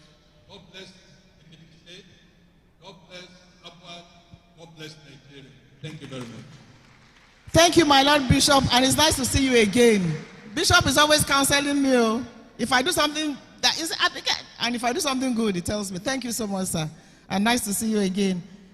I think I mentioned the issue of the fact that there must be a better way of doing things. We all just believe that, which I didn't want to use the word mediocrity, but as Nigerians, we just assume we don't have to do things the best way we should. So I agree with what you said, but again, it's about all of us. It's about all of us. We are the ones that will become whatever leaders in Nigeria today. If our attitude does not change, I'm sorry, nothing is going to change. And I told you, I mentioned that how come when we go abroad, we behave properly? There's a lady who came from the same Canada. She got a huge appointment here, one of the biggest portfolios. What she stole, was mind-boggling. But she couldn't do that in Canada where she came from. But she got to Nigeria and stole everything that she saw there. Why? And I don't want us to lose that point because there are no sanctions. You still, you don't, Sanctions must be there for bad behavior, any kind of bad behavior. Until we do that, I'm sorry, nothing will change. And as our Lord Bishop, both you and our Anglican Bishop, you also have a role to play in all this. So it's about our morals, our values. And one thing again, which I'll say, there's no compassion in governance. That's what I have to say. If there's compassion, you won't steal that money. If there's compassion, you know it's not what it's meant to be for. It's meant to build that road. It's meant to provide health care. It's meant to ensure, you take care of your people. But there's no compassion anymore. And when you talk, they will say, politics, forget it. But it's only the people that can make that change. But if we remain docile, nothing will happen. So thank you very much, sir. Then I think I've answered your question. About Libya, we warned severally about Libya. How bad? The problem with Libya is Nigeria has, I don't know what we've done, but I think we've demanded something. But Libya has no government. Libya is a shadow of itself. So who do you want to talk to? Libya itself is struggling with itself. For me, I don't even know why they went to Libya in the first. It's a place that I've been to. And you can't even move from here to here. You'll be afraid. They shouldn't even have gone in the first place, but it has happened, and I think CAF has taken some sanctions. So I think that is that. My Ikorodu lady, come. And then, I don't know, we'll take more questions, but I want one of the students from each to come up stage. We're going to do a little something. Red, white, brown, 1, 1, 1. Let's have one of you later when we're done. Prepare yourselves. A representative from each college. Please come on stage. Engineering, law, SMS, pharmacy. Please come up stage. Law. I'm known for your goodness now.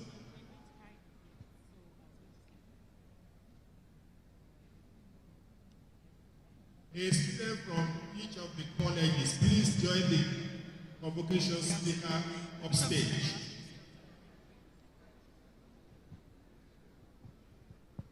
Thank you, my brother. Which college is that? Law. Thank you.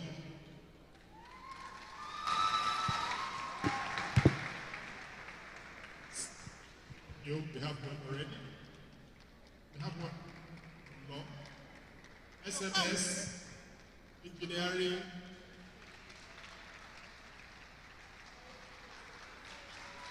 Pharmacy.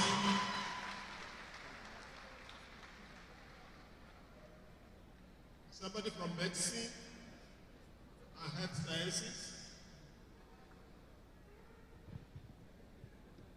Thank you. We have more SMS, engineering and sciences. We have 2 more. Okay, medicine is coming.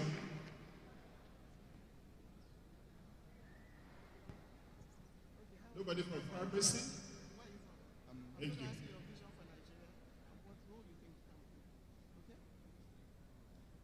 Okay. Are those? Okay. Because it's better to engage them. How many women? 2.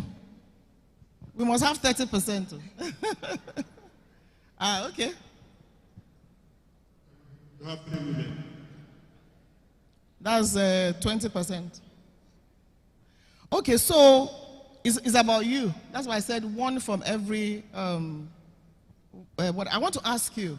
I've given a lecture, but I want to hear from you. Starting with you, I want to know your vision for Nigeria and what you think you can do as a product of our board. Let's hear them, please. Let's listen. My name is Isabella Chidera Chikwezi. I am a 100 level student.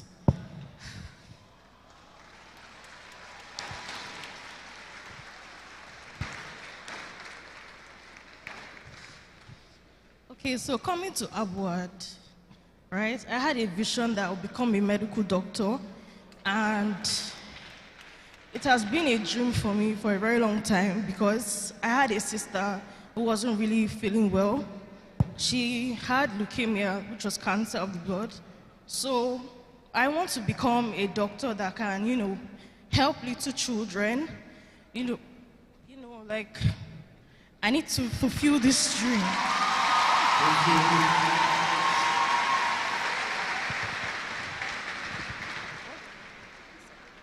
So a round of applause for Dr. Isabella. So when you are done, do you want to japa? No, say it with your mouth. No. No, okay. Thank you, Abuad. She will stay behind and build Nigeria. Thank you, Dr. Isabella. You treat my grandchildren. Okay, what about you? What's your name? My name is Stephen Adeokun Oluwatoyin Bolatufe. I'm also an 100 level student. Coming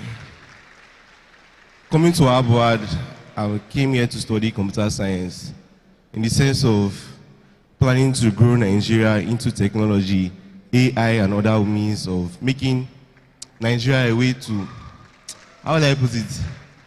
I wanted to become an ethical hacker, but seeing how technology is going now, it's just for us to develop ourselves into a way that information, technology, and the rest can grow Nigeria into a better place, bringing more revenue into Nigeria as a country. What a vision! What a vision!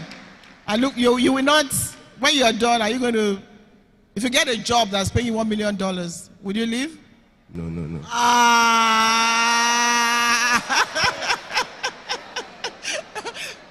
So you'll be here to develop technology. Thank you very much. Okay. Good afternoon, everyone. Good afternoon, everyone. My name is Nkuma Okoha Marachi. I'm a 500 level student of aeronautical and aeronautical engineering. The aviation sector industry in Nigeria right now, we are lacking engineering in terms of aircraft manufacturing. We have aircraft maintenance, but we do not have aircraft manufacturing.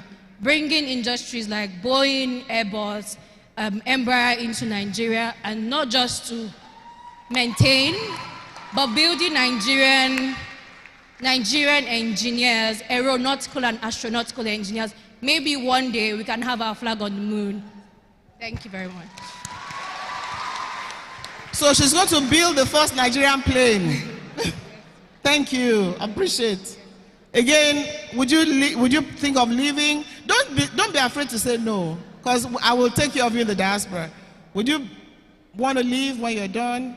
Leaving to acquire more knowledge and harnessing it in Nigeria. Fantastic. That is the spirit.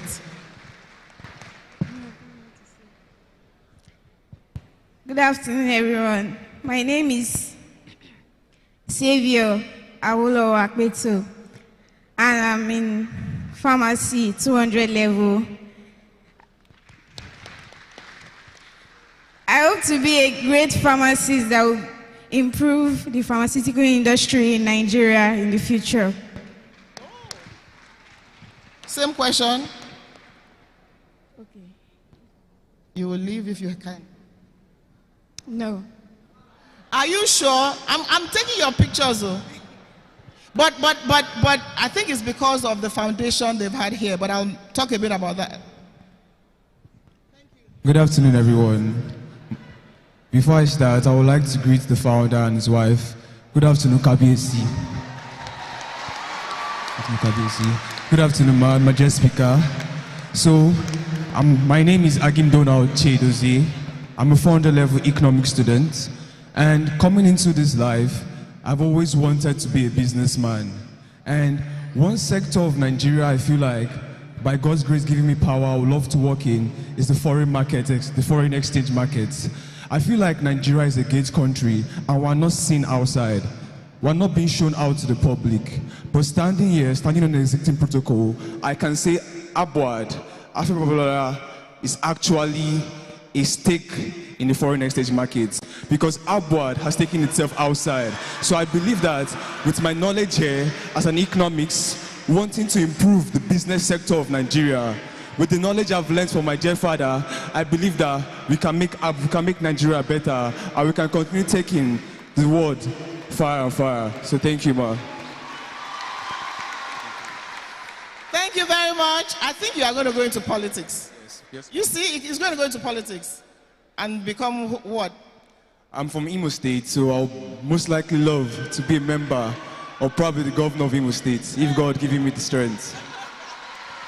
Please shout for His Excellency, incoming governor in the future, the top of the mountain, not the bottom of the basement. And we do it together with our young people at home and in the diaspora. Can we appreciate this fantastic men and women? Thank you so much.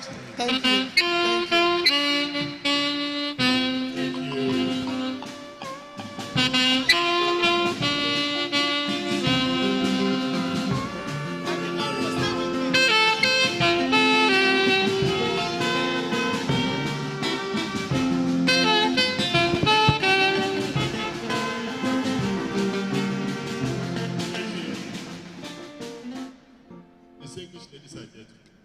Sorry, band, if you play this thing for them now, which one do you like? Then go feel it, then go run it down, then go roll it. They will dance. They don't want that one, Abi? Or is it lonely at the top? Ah, you look at them, oh, they are ready. Thank you.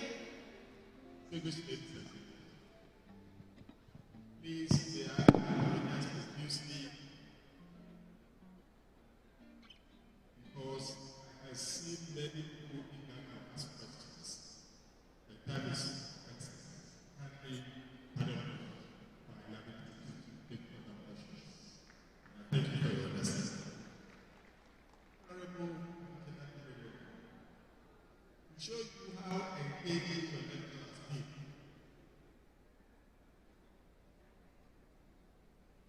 Show you how engaging your lecture has been.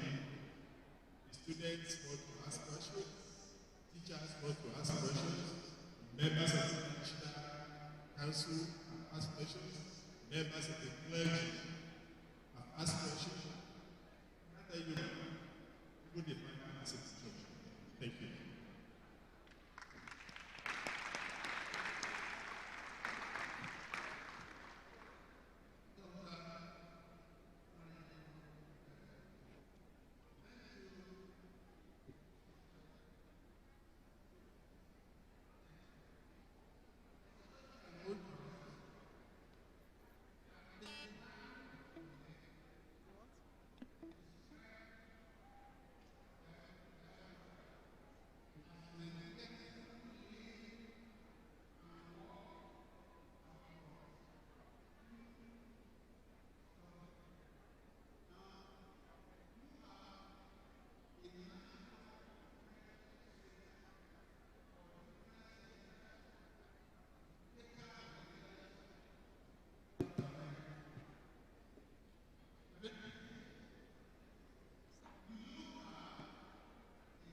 Enter a building or a place where you can entertain Nigerians who come to America, or where you meet to discuss. The center in Nigeria, sir, or outside Nigeria? In Nigeria. In America? No, we don't, sir. Because we don't have the funding. The law allows us to have these centers in the 6 regions: US, The sixth region, US, Africa, Australia, Asia, and the sixth region. But sir, would you know that my budget last year was 47 million naira capital, and I get 8 million naira a month as recurrent. It was better this year, although nothing has been released, so we don't have the funding. But however, we're working with various Nigerian groups. Like there's now a Nigerian center in Washington, D.C., put together by a Nigerian Benga Ogujimi. So we're working with him. So that center will be a place of convergence. And then through him, October 1st has been declared as National Day in Washington. Then we also have, in pockets of places, but we work with the Nigerians there. In New York, they've also declared October 1st as a National Day. And also in Alberta. So we don't have as a commission, but we should have. And it would be nice if our board can donate one room for us. But we should have, but we don't have. We don't have. Thank you, sir. Thank you very much. I think, okay. Well. So thank you very much. And the last message is that this is our country. I'm a Nigerian. These children are Nigerian. Young adults are Nigerian. And we are all proudly Nigerian. And together, no matter what it takes, we will build this country. Your destiny is here. And as they said, they'll go abroad if they have to, but they will come back and give back and join hands to build this great country of ours. And we will do it. Thank you very much, Abuad. We're proud of this institution, and you are a pride to the whole world. Thank you very much, sir. Thank you very much, Honorable Abike Dabiri-Erewa.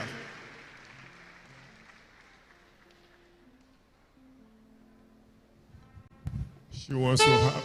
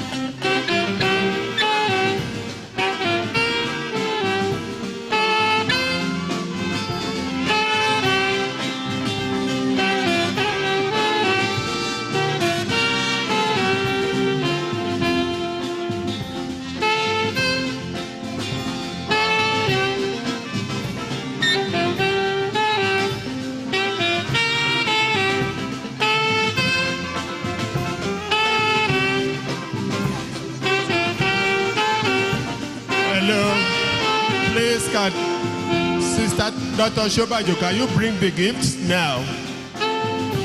Dr. Shobajo.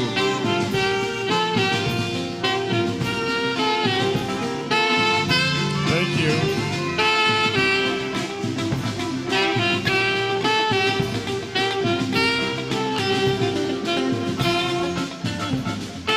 Ayo.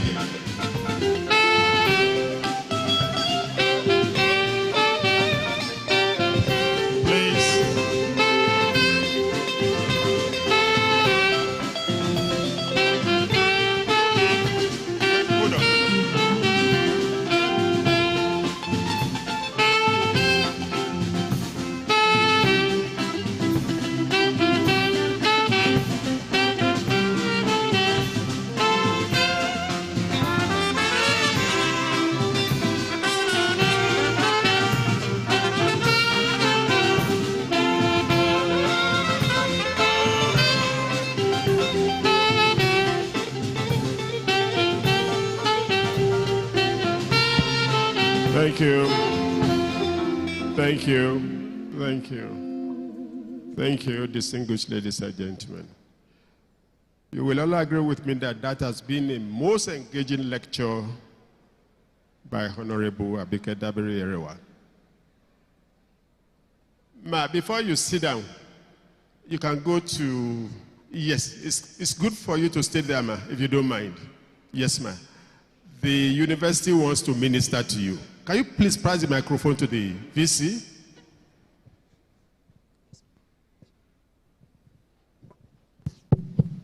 What a wonderful lecture.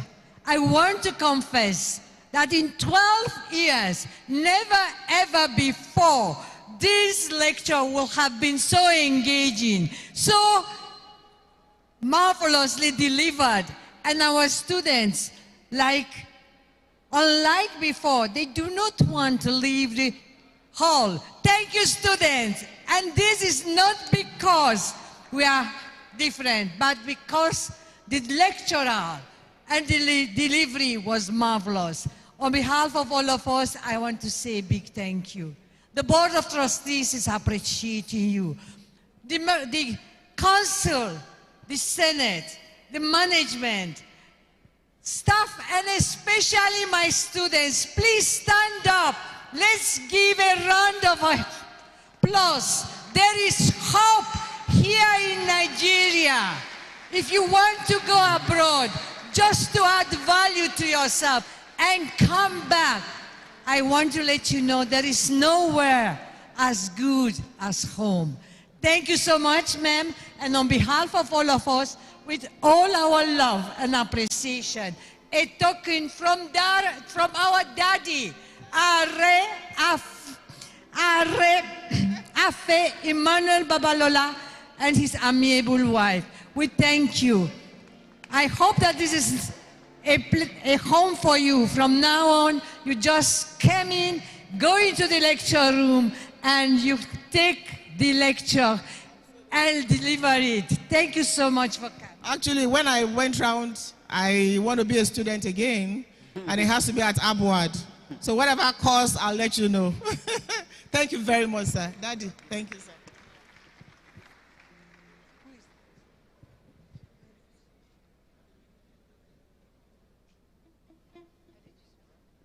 Thank you very much. Thank you very much. So the registry should be expecting Honorable Abikadabiri Erewa's admission form. She's coming back here for further studies. You are welcome, madam. This is home. Thank you so much, distinguished ladies and gentlemen. As we progress in the lecture, may I, with your permission, invite to the podium the chairman, Governing Council of the University, Professor Ambassador Tunde Adeniro, for his remarks. Let's celebrate the chairman of council.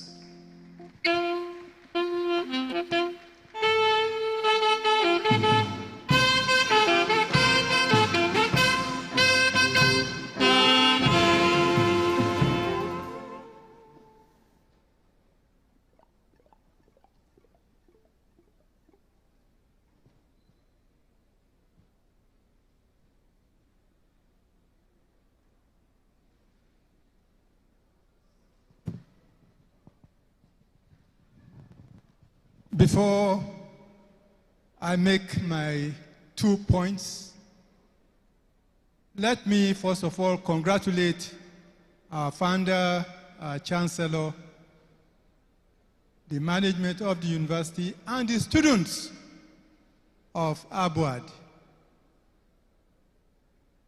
What we have heard today is not just a delivery that showed erudition, elocution, but we also have innovation and creativity, which makes this year's lecture indeed the very best so far.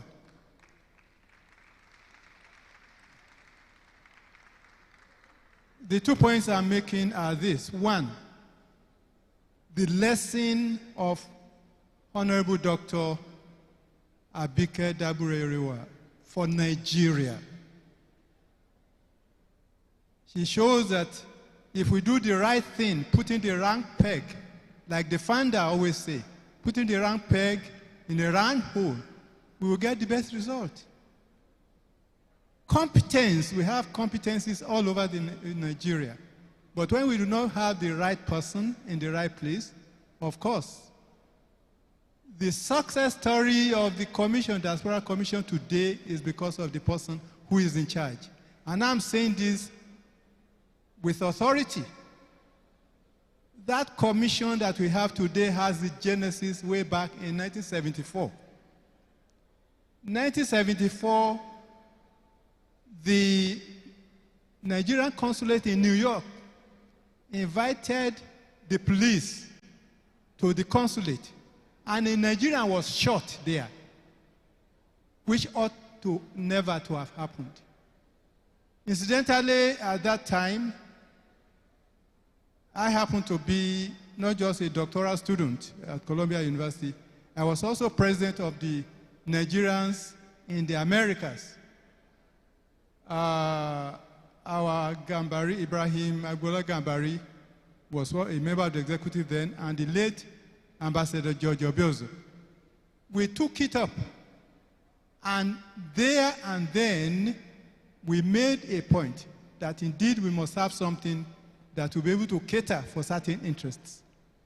Moving on from there, thank God we have President Olusegun Obasanjo, who in 1999, by the time he undertook a tour, he visited the US, and we drew his attention to the need for this type of commission. And there and then, he directed Professor Jubri Aminu, who was our ambassador in the US, myself, and two others, to coordinate. And we now got Joe Keshi, brilliant career officer, to prepare a draft paper. Now, what I'm driving at is that with that genesis and with the way, the vision, when I saw the way that commission is being run today, I thank God and I congratulate Nigeria, because if we had had someone else other than the person put there, it would have been a different story. It would just have been another job for the boys and girls. Let us learn a lesson from this. Putting the right person in the right place will yield a lot of results. And the founder keeps saying this: Nigeria will continue to get it wrong unless and until we learn to do the right thing. We have the competencies, let us utilize them. The second point is this: yes, the commission may be there, our embassies and missions may be there. If we do not take the right step, they will also not be able to do what they need to do. When Nigerians go outside the shores of this country, the first thing you do, get to the country, look for the embassy, look for the mission or the consulate, and register. If you do not register, nobody will know that you are there. It's as if you do not exist. By the time you register and you are, what they say, captioned, where you'll be staying, what you'll be doing, and so on, it will be easy for the commission to play its own role. Once again, I congratulate not just the convocation lecturer for such a beautiful presentation, and also congratulate Baba Are, Yeye Are, the entire university community for bringing such a timely, appropriate, and of course, what one will call a unique convocation lecturer. It has been a wonderful experience. If I were to play my role as a teacher, I would give her the highest mark so far. Thank you very much. Thank you very much, sir. The chairman, Governing Council of the University, Professor Tunde Adeniro. Thank you very much, sir.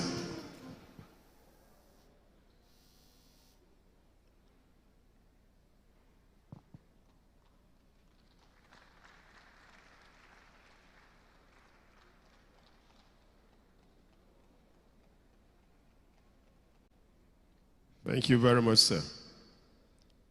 I appreciate you. Distinguished ladies and gentlemen,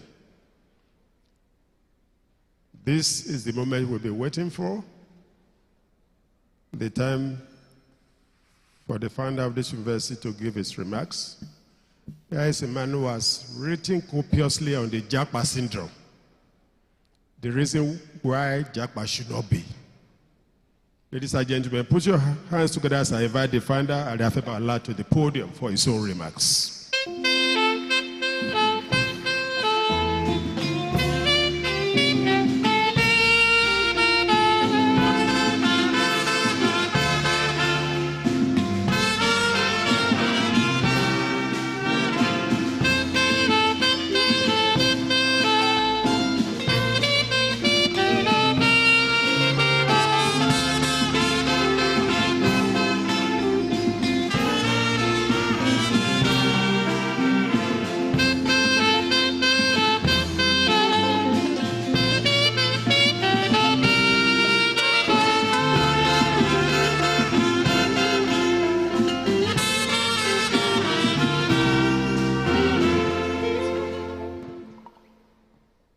I like your suit, sir.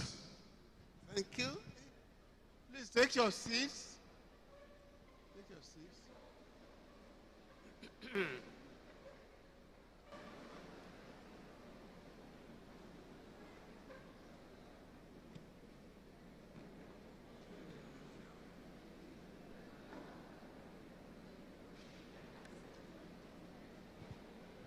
Dr. Abike Dabiri Erewa, OON. Thank you very much for the beautiful lecture. Where is she? Oh. Thank you very much indeed for the very beautiful lecture.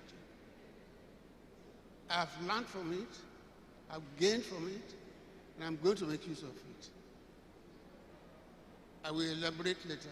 Please take your seat. My chairman, Professor Adidina, thank you for attending this meeting.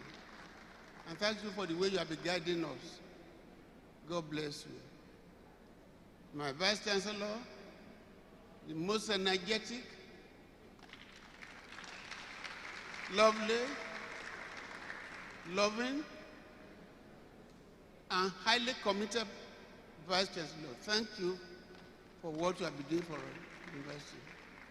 Thank you. Your Royal Highness, thank you for coming. May God bless you. I saw that Mr. Adenikwe Sen, the leader of my chambers, came in and surprised me with your visit here.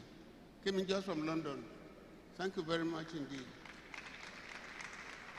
I thank everybody, all my teachers who are here,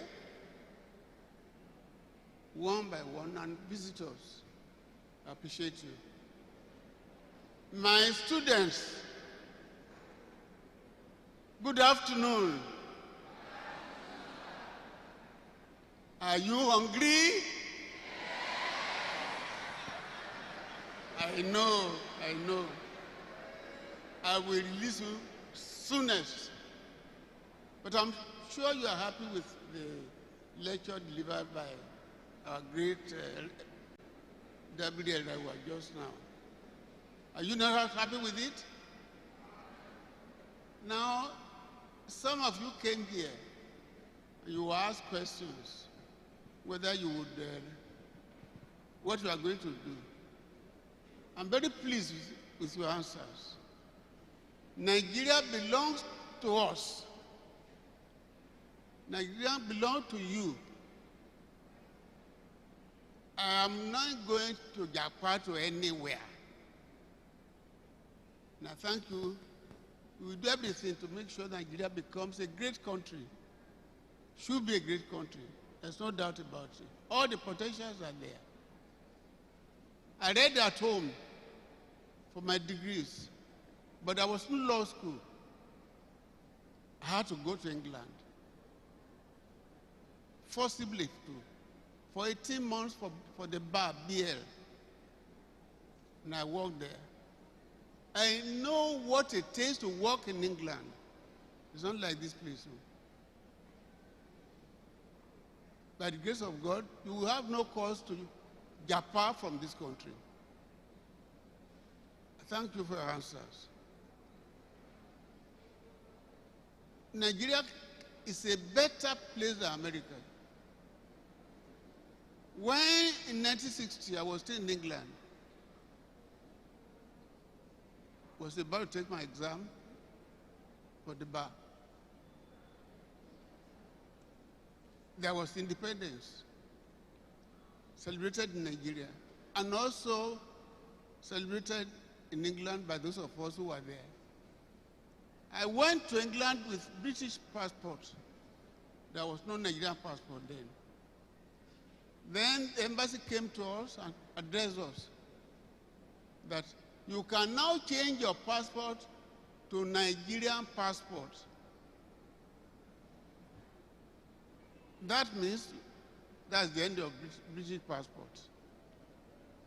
Many of my friends saw the Nigerian passport as inferior to British passport, and they remained there after finishing. Most of them are dead now, but none of them came back to see this country. But I made up my mind.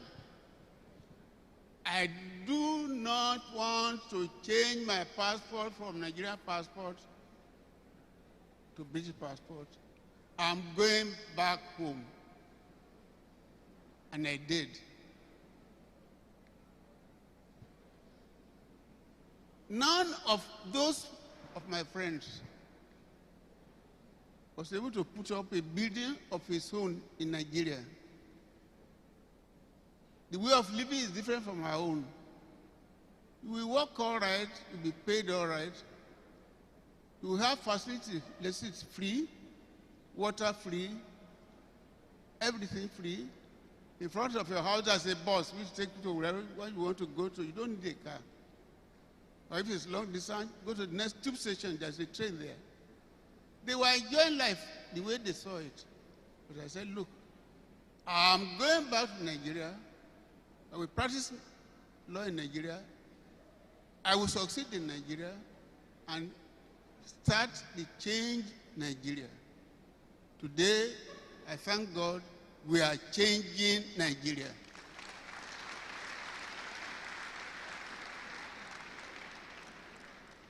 That was why I was happy when those of you who came here said, we are not going anywhere.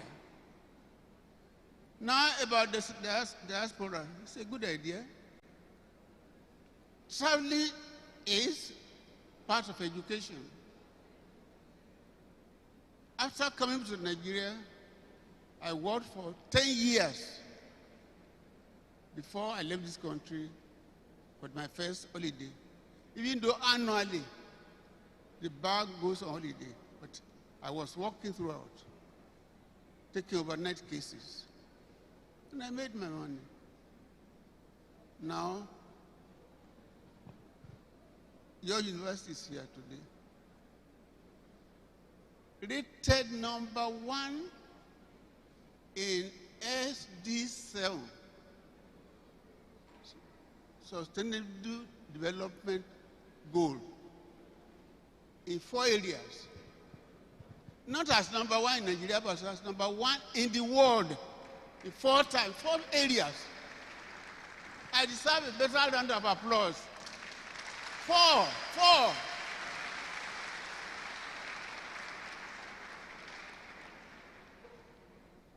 4 sustainable development areas in the world. It's not me that made it, it's you. Clap for yourselves.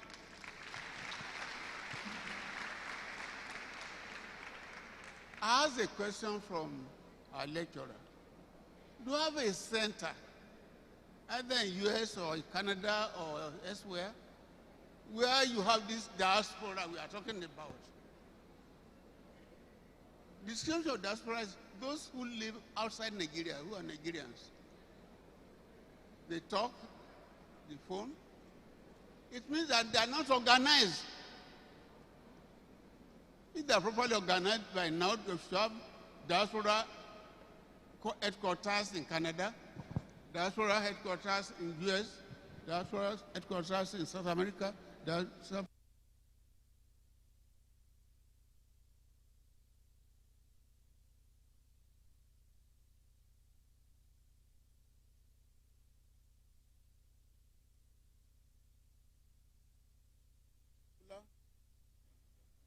Prophet Tula. Hello. Yes.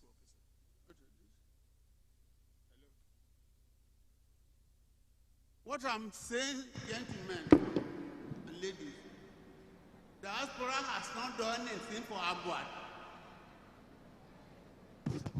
And yet Abuad is number one. Several years.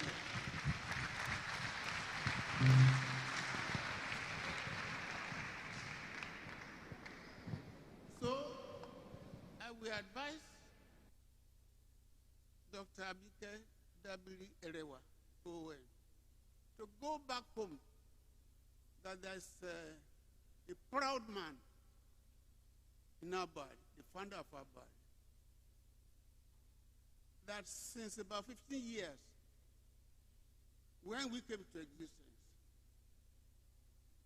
and in the last 5-6 years or more, be the best hospital in the whole of Africa.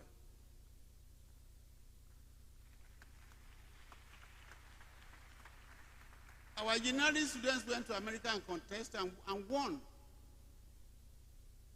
Take a trip to engineering faculty. You will see that we have an assembly of the best equipment there.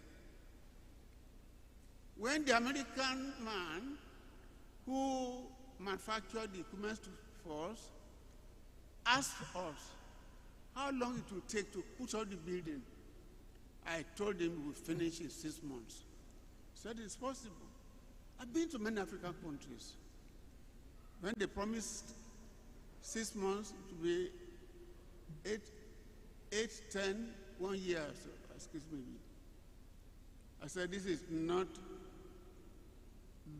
one of those universities. This is Afebala University. We are different.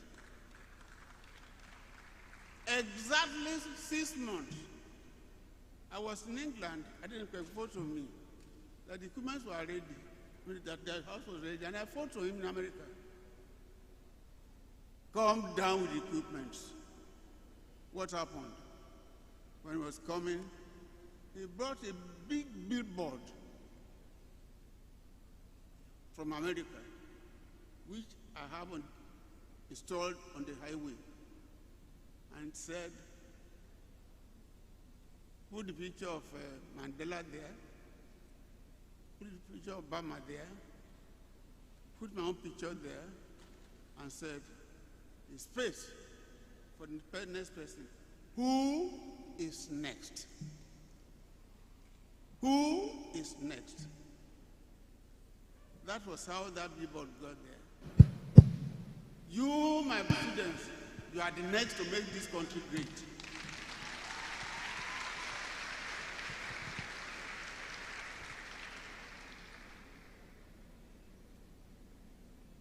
Nine professors came from King's College, College of University of London, where I obtained my degrees by private study. They wanted to visit my university. They came, they spent a week. They went around. Abike has not gone around. When they finished, they came to my office and said, sir, we have gone around your university. When we were coming, we thought we would have advice to give you. Our university was built in 1892. Sir, we have no advice to give you. Please advise us how you are making it. Advise us how you have made it. The Africans are born to lead the world. I do not know what happened to those who were before me. So much so that I was born in a place where I used banana leaves to sleep at night. No shoes, no, nothing. Look at the tropical rain. She goes out several times.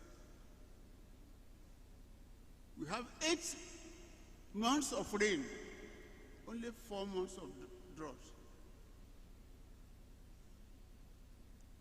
There is nowhere in this country. On the 24th of May every year, I eat my first yam. I celebrate it, I invite my people. I don't buy food. I don't buy my fish. I don't buy my tomato. I don't buy my pepper. I don't buy my vegetable. I don't buy my yam. I don't buy my gari. No white man can grow all that. It's only in Africa you can grow them.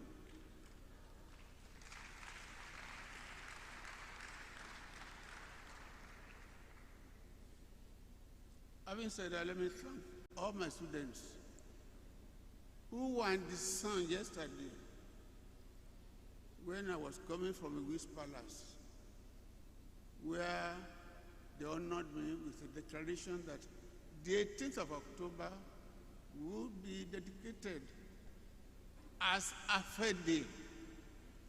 And you came out to welcome me. God will welcome you too. And yours will come.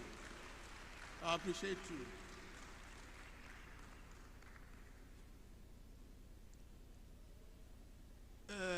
Dr. Arewa, I'm sure you know this name. Joe Olugbamila. Do you know him? Pardon?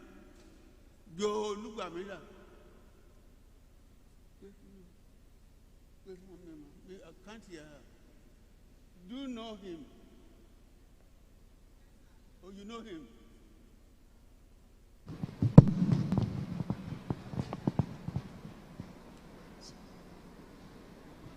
Who is he? Is it Bajabi Amila?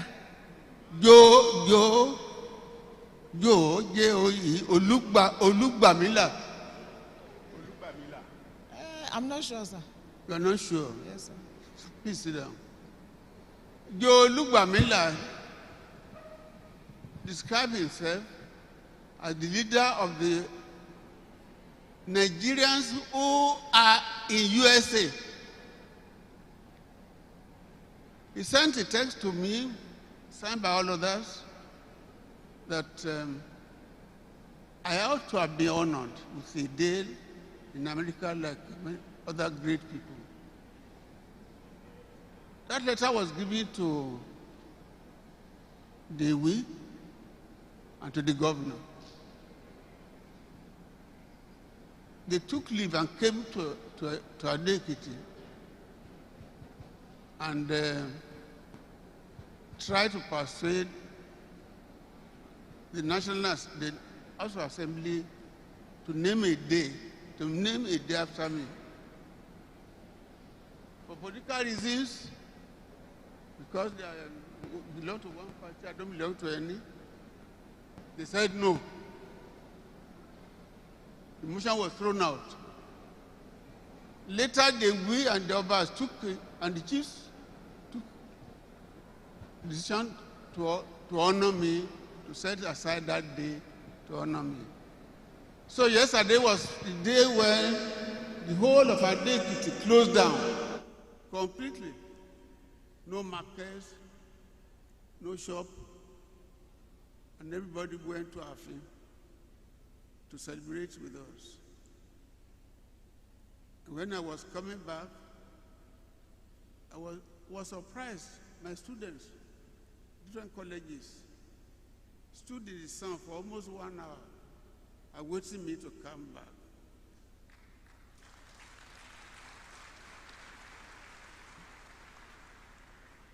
It was a glorious day. Please stand up, my students. Stand up. Give yourself 3 bosa, bosa, bosa, bosa. Thank you. God bless you.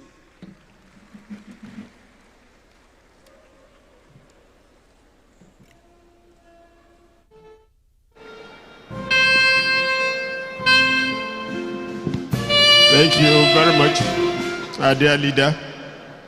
We appreciate you.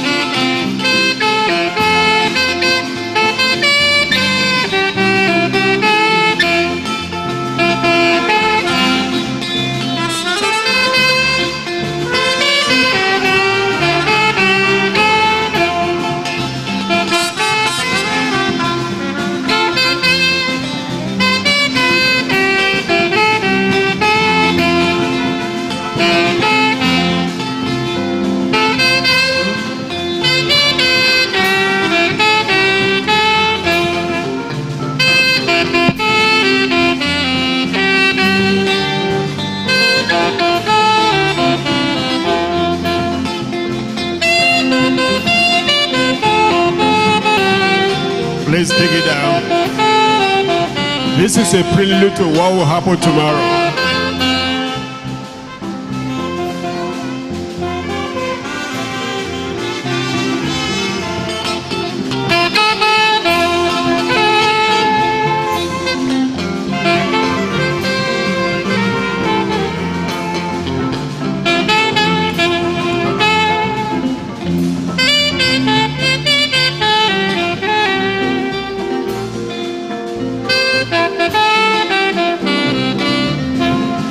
Thank you.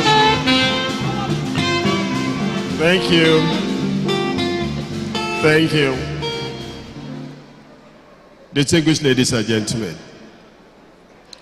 as we are gradually inching towards the end of this wonderful outing, this wonderful day, I thank the Abbott Band for that beautiful music. I can assure you that is just the prelude to what will happen in this hall by 7 p.m. tomorrow during the Founders Dinner Award, when King Sunny Ade himself will be here live. You are all invited. Come and have a feel of it. You will see the wonderful dancing steps of the founder and our Yiyare. You are heartily welcome. Before we round it all of distinguished ladies and gentlemen, may I call the attention of our leader and other leaders in the house to the fact that we have a research fair right at the back of the hall. Please, sirs and ma'ams, as you are exiting the hall, we appreciate you could just take a look at what is happening there. We appreciate you all. Distinguished ladies and gentlemen, that marks the end of this year's convocation ceremony, which has been of immense benefit to all of us. God bless you. Please, may we be upstanding so that we can have the university anthem to round it all off. God bless you.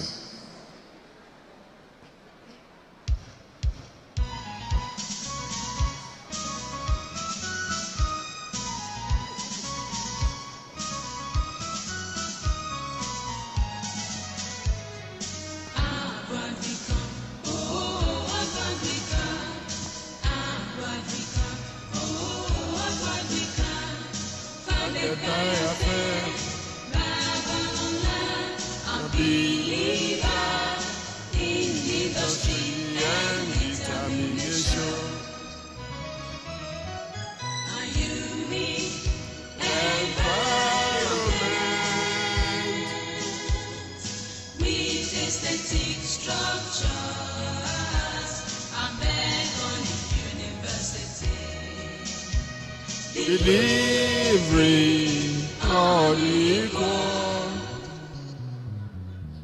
desire for high quality education to mold character, and refuse knowledge how to live or dance.